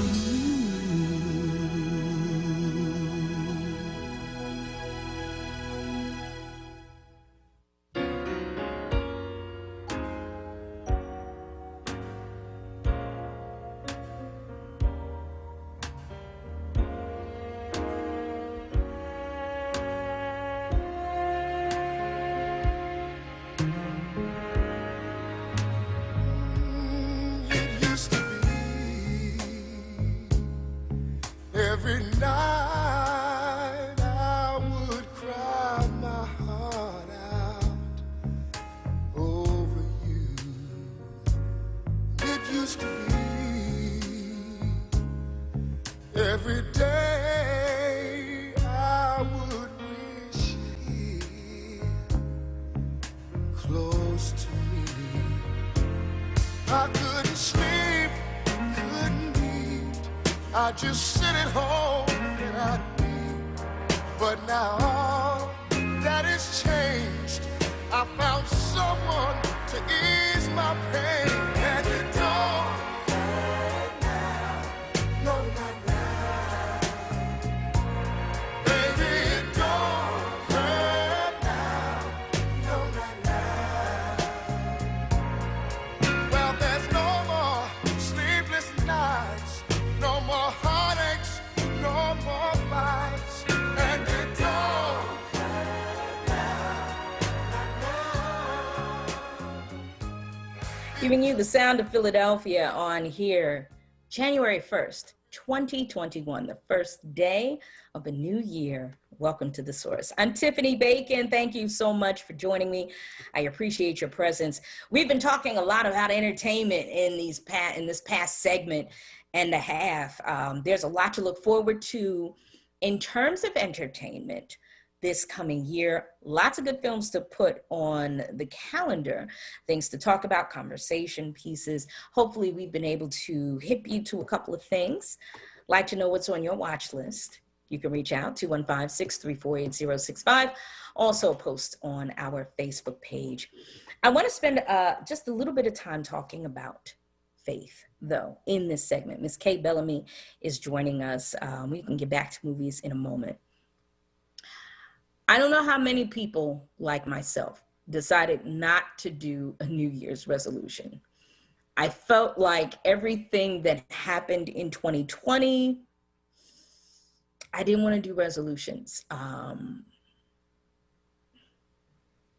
don't know if it's a wait and see element that's sinking in, or just finding the energy to have a really strong reserve and determination to do something, be something.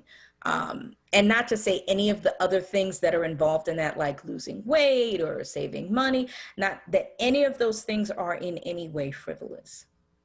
But I feel like after 2020, there's a need to be a little bit more reserved in whatever it is we're trying to do. And so I didn't put together a resolution. I just had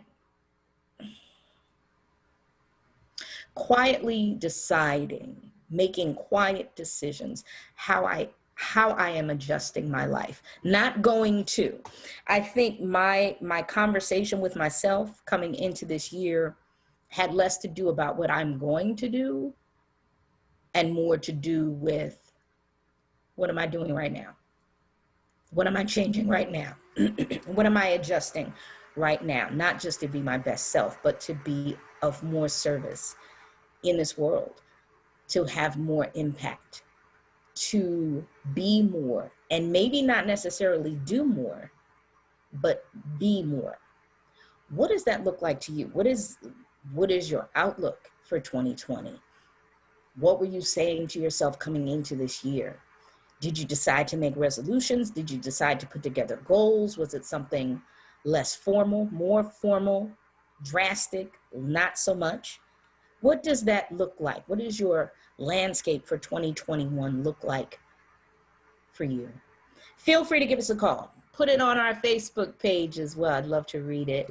You can also call so we can hear it. 215-634-8065. Ms. Kay Bellamy, what was your conversation coming into this year? Did you make goals and plans, or just what?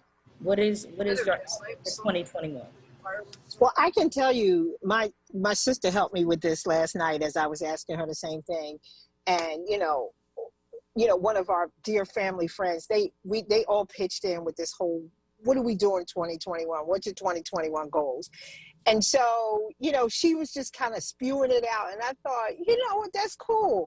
Things like throw the scale out. Don't even look at the scale. Don't put that kind of pressure on yourself. Take the scale out of the bathroom and throw it out. Other things like make it a point to make new friends, bring positive people into your life and have them have an impact on your life somehow. So I think with New Year's resolutions, we're so traditional in trying to do stuff that is out of our wheelhouse most of the time, and stuff that is we're not really passionate about. Losing weight is not a New Year's resolution. It's just something you do. You make a decision to do it. If you want to make January 1 the day that you make the decision to lose weight, okay, that is what it is. But I think New Year's resolutions need to be bigger than that. They need to be goals that, again, you can accomplish and that you can do. And things like finding love. You make a choice to kind of put yourself out there to find love, or to find a relationship, or to do the work to get the things done that you want. So whatever it is, you can call it a New Year's resolution, or you can call it a time to make decisions for my life. But either way, it is a commitment to yourself. It's not even about anybody else in the world. It's a commitment to yourself. So whatever you do, make sure that you know that it's a commitment to you.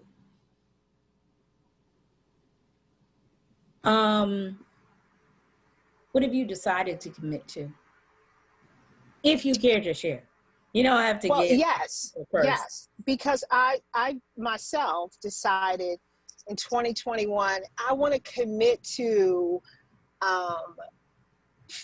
finding a relationship, finding somebody to kind of share life with. And so I know I haven't put myself out there to do that. And I also know that it doesn't always just necessarily walk up on you. You have to position yourself in your mind and in your heart that that's something that you really want to do. And once you do that, then you follow the path, or the universe guides you that way. So that for me is about it. And to laugh more, to love more, and to just do whatever sets my soul on fire. Yeah. That's a big one. That's a big one. I'm very reflective by nature. And I had this holiday season has not been the best for me. But it made me do a lot of reflecting.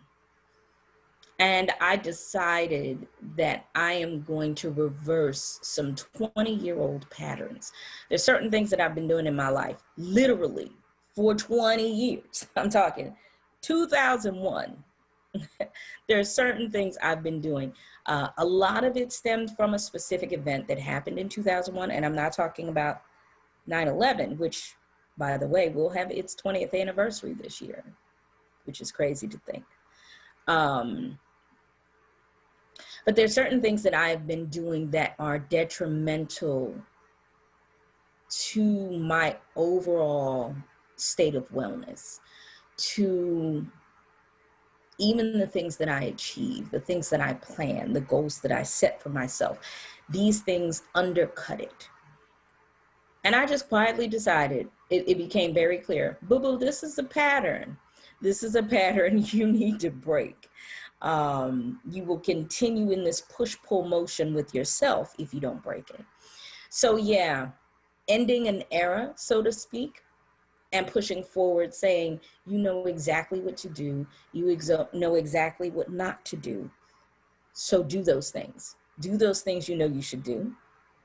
Leave alone the things you know you should leave alone, period. Making things very, very simple for myself. I think that's the basis for any goal that I have this year, is to just be authentic. Do what you know you're supposed to do, period. And if I can be that simplistic, I think a lot of what ails me outside of the physical, and even some of the physical, mental stress can cause physical ailments, and we know this. So I think even some of my physical ailments will dissipate, if not completely disappear, if I stay on that course. Do you feel like, Ms. K, that you had many major life revelations last year as a result of the pandemic, as a result of the uprising that we witnessed or participated in? Did you have those major girl get your life together moments? Who did? If you didn't, then you were not breathing on schedule. Okay, because the pandemic. To me, I think it gave all of us an opportunity to get to know ourselves better. Just to get to know ourselves better, because a lot of time we move into the world and we're just moving like robots, and we don't know, ourselves as deeply as we would like to know ourselves. But I think this pandemic did it for us. That time alone in that house, especially if you live alone, and if you didn't know yourself, if you weren't getting to know yourself, you were getting to know your husband or your wife, and you were trying to figure out if you really like them. If you really want to spend the rest of your life with them. So we were fine. We were getting revelations in that sense of self-reflection, because when you spend a lot of time with yourself, guess what? You start talking to yourself and trying to figure out who you are and your purpose. And what are you doing with your life? And so all of those things, those quiet moments gives us that time to reflect on just that. Yeah, that's the question right now. What are you doing with your life? Answer that for me. Do you have the answer? Are you still trying to figure it out? We want to know. What are you doing with your life? 2021 is here. What are you doing? 215-634-8065. You can post on Facebook as well. What are you doing with your life, Miss K? What are you doing? Well, I don't know. And that's a real, listen, Linda, I don't know. That's the real answer. I do not know. But I can tell you this, though. I am willing to put in the work to find out. Like, you have it in your mind and you can run down a list like, ooh, I want to do this with my career, or ooh, I want to, move to another location, or ooh, I want to. But when you talk about what you really want to do with your life, you got to dig deep into your soul. Because most of us are going through the motions every single day. This is what life is. This is how it's planned out. This is the layout. This is the blueprint. And some of us take the risk and step out on faith and deviate from the blueprint. A lot of us do not. We follow the path. But to really, when you ask somebody how you doing and they say, oh, I'm trying to get my life together. And you're like, are you trying to do that all today? Like all in one day? Right. But you got to dig deep enough in your soul to figure out how to get your life together, or what life you want, because there's so many options and so many things, and all of it requires knowledge. It requires action. It requires, and mainly the action that we don't want to take, which is why people find it hard to go to the gym every day. When you say to people, oh, I don't go to the gym, and you ask yourself why, because they don't want to take the action that it takes to get up and put on workout clothes and sneakers and go to the gym and sweat and work out and then come. It's the action steps that hold us back from the things that we really want to make our life the life that we want it to be. And I think for the most part, Tiffany, most of us know what we want. We know what we want. The problem is what we don't want is the action steps. We don't want to do the action steps to get it. We know what we want. Well, I offer that sometimes you don't. I mean, I think the craziest moments are when, if you've ever had that moment of being very clear about what you want, and then, oh, I'm hearing us back. I was like, what is that extra talking? But I'm hearing us back for some reason. I'm like, oh, is there somebody in the room? What's going on? Sorry about that. I lost my thought. It's something about if you've been clear about what you want, and then something challenges it, like an entire year of activity that we did not expect, and you find yourself in that place of, I'm not sure. I think that's a valid place to be. And if you're not sure, taking some steps to at least relieve yourself of the pressure to find out right now. I think there's something to that. Circling back to our initial conversation when we were just talking about entertainment, movies, and pop culture, the movie Soul talks about that, the idea of purpose. Does everyone have one? Is it okay to just simply live your life, noticing life, being fully present in life? I saw the movie, like right after I watched Soul, later on that evening, the movie Last Holiday came on TV. Well, I had seen pieces of that film. I had not completely watched it all the way through. With an interesting follow-up to see, to the movie Soul and Last Holiday, Queen Latifah's character finds out that she has only a few weeks to live. She has this rare tumor. So she decides to blow all her money. She had some bonds saved up. She had been living a very small, boxed in life. And this is part, she references living in a box in one of her lines in the film. She lived this very compartmentalized life. She never fully lived. She didn't really, get up the nerve to talk to the person she liked the most, LL Cool J. And who wouldn't want to talk to him? She didn't, really dive into that potential relationship, even though he was in her possibilities book. And she just, knowing she only had 3 weeks to live, decided, let me just go out here and do what I always said I wanted to do, but never did. Come to find out, the diagnosis was wrong and she lived. But all the things that she did in that moment, which she just said, you know what, I'm gonna notice the ceiling. Have you ever noticed that the ceiling makes you cry because it was so beautiful and artistic? Everybody else around her is like, are you crazy, lady? I'm not looking at the ceiling. I have work to do. But often we are living our lives like that. We don't have time to smell the roses, look at the ceiling, really take in the sky. So when you have these conversations, and I know we have to go to break, and we're just going to wrap this up today, but I think it's a great day to talk about this stuff, to reflect, to really ask yourself the hard questions and say, yeah, am I going to live another 365 days spinning my wheels? Am I going to live another 365 days and not notice a sunset, sunrise? Am I going to live another 365 days and not do things that I've always wanted to do and fill myself with reasons to not do them? While we go to break, think about that. What are you doing with your life? Care to share? That's a hard question, honey. It's a hard question. For anybody that has an idea, even if your idea is I'm not sure, that's still something. Share with us. We'd like to hear as we get ready to close. We're coming right back, but you can reach out 215-634-8065. We'll be right back with more conversation after this.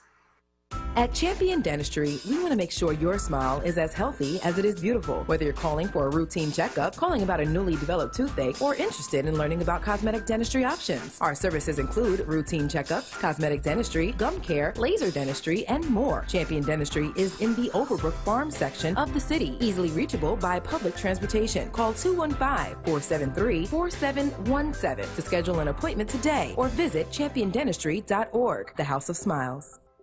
Hi, my name is Councilman Bobby Heenan. As the holidays approach, we have all heard the news. A vaccination for COVID-19 is coming, but it's going to take some time before we are all vaccinated. So do not let your guard down. We all know someone who got sick with COVID-19. So keep wearing your mask, practice social distancing, avoid large get-togethers, keep yourself, your family, and your community safe. We will get through this pandemic together. Stay safe and stop the spread. WURD Radio presents the following wellness tip to support our listeners with mindfulness and motivation as we continue to navigate the pandemic together.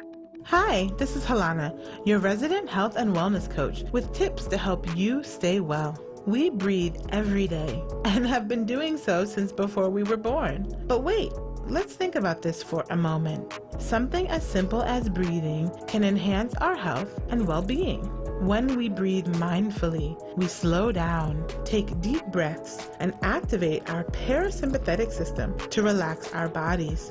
Mindful breathing goes like this. Number 1, find a comfortable place to sit still for a few minutes.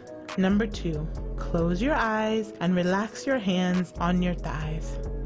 Number 3, take a deep breath in and count to 3. Then exhale your breath and count to 3. Do this 5 times. We sometimes think mindful breathing has to be an intense experience, yet even just a few minutes a day can make a big difference. Go ahead and try it today. Stay well with WURD. Happy living.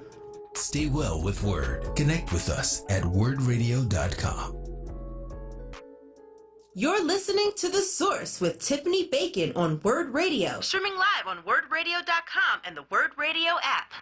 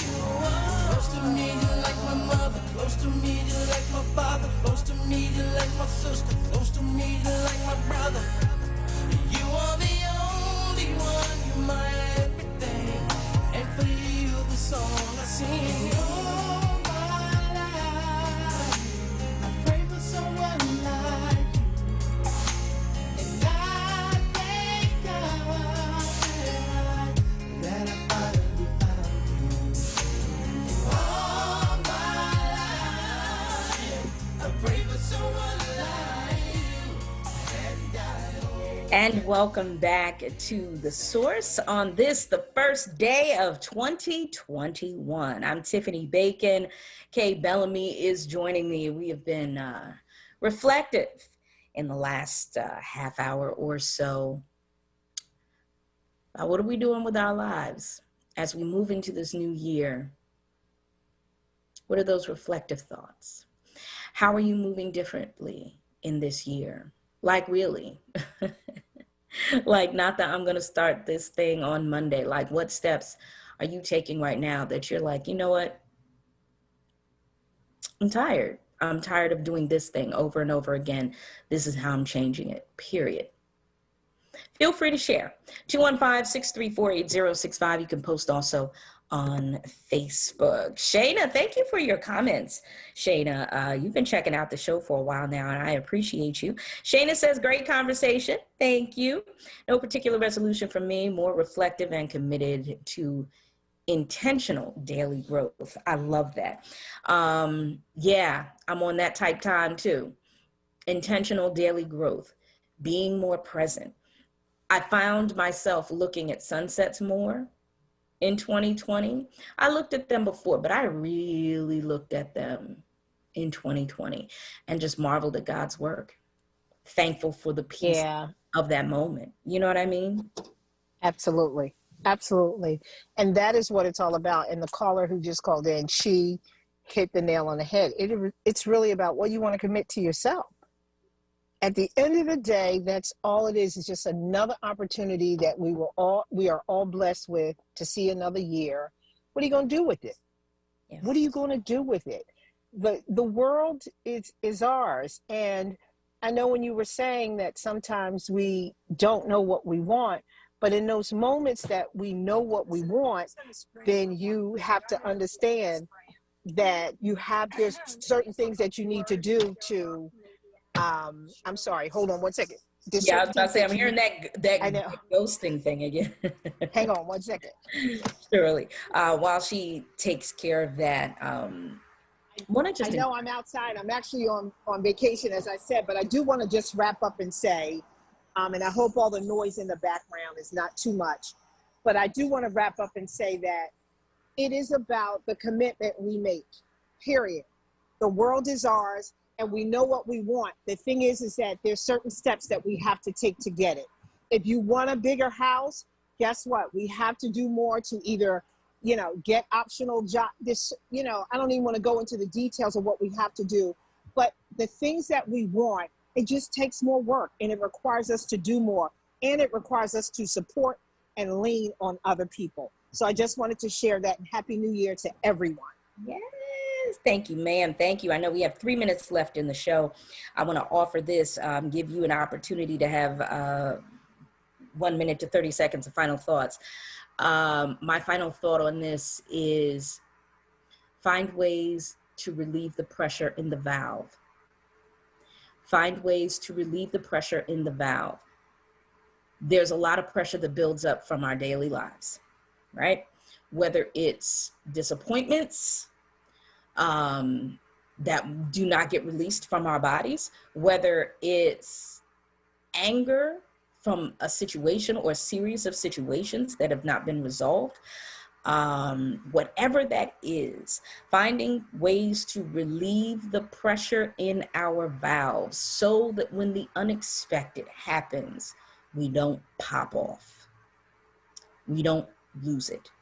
We don't totally drop out. We don't become null and void. We don't take it out on the wrong person. So that we can stay present and still keep the wheels moving as we continue to fight. There's a lot to fight against. There's a lot to fight for. But when that pressure is backed up and more things are added, we have no idea what 2021 has in store for us. So the more that we can find ways to relieve the pressure in the valves, we can deal with whatever comes our way more and more, whether that is more prayer, more meditation, more exercise, being kinder to yourself, because the world will not be kind to you sometimes. Miss Kay Bellamy, 30 seconds, final thoughts, and we gotta go. I think that you hit the nail on the head. You said it when you said, be kind.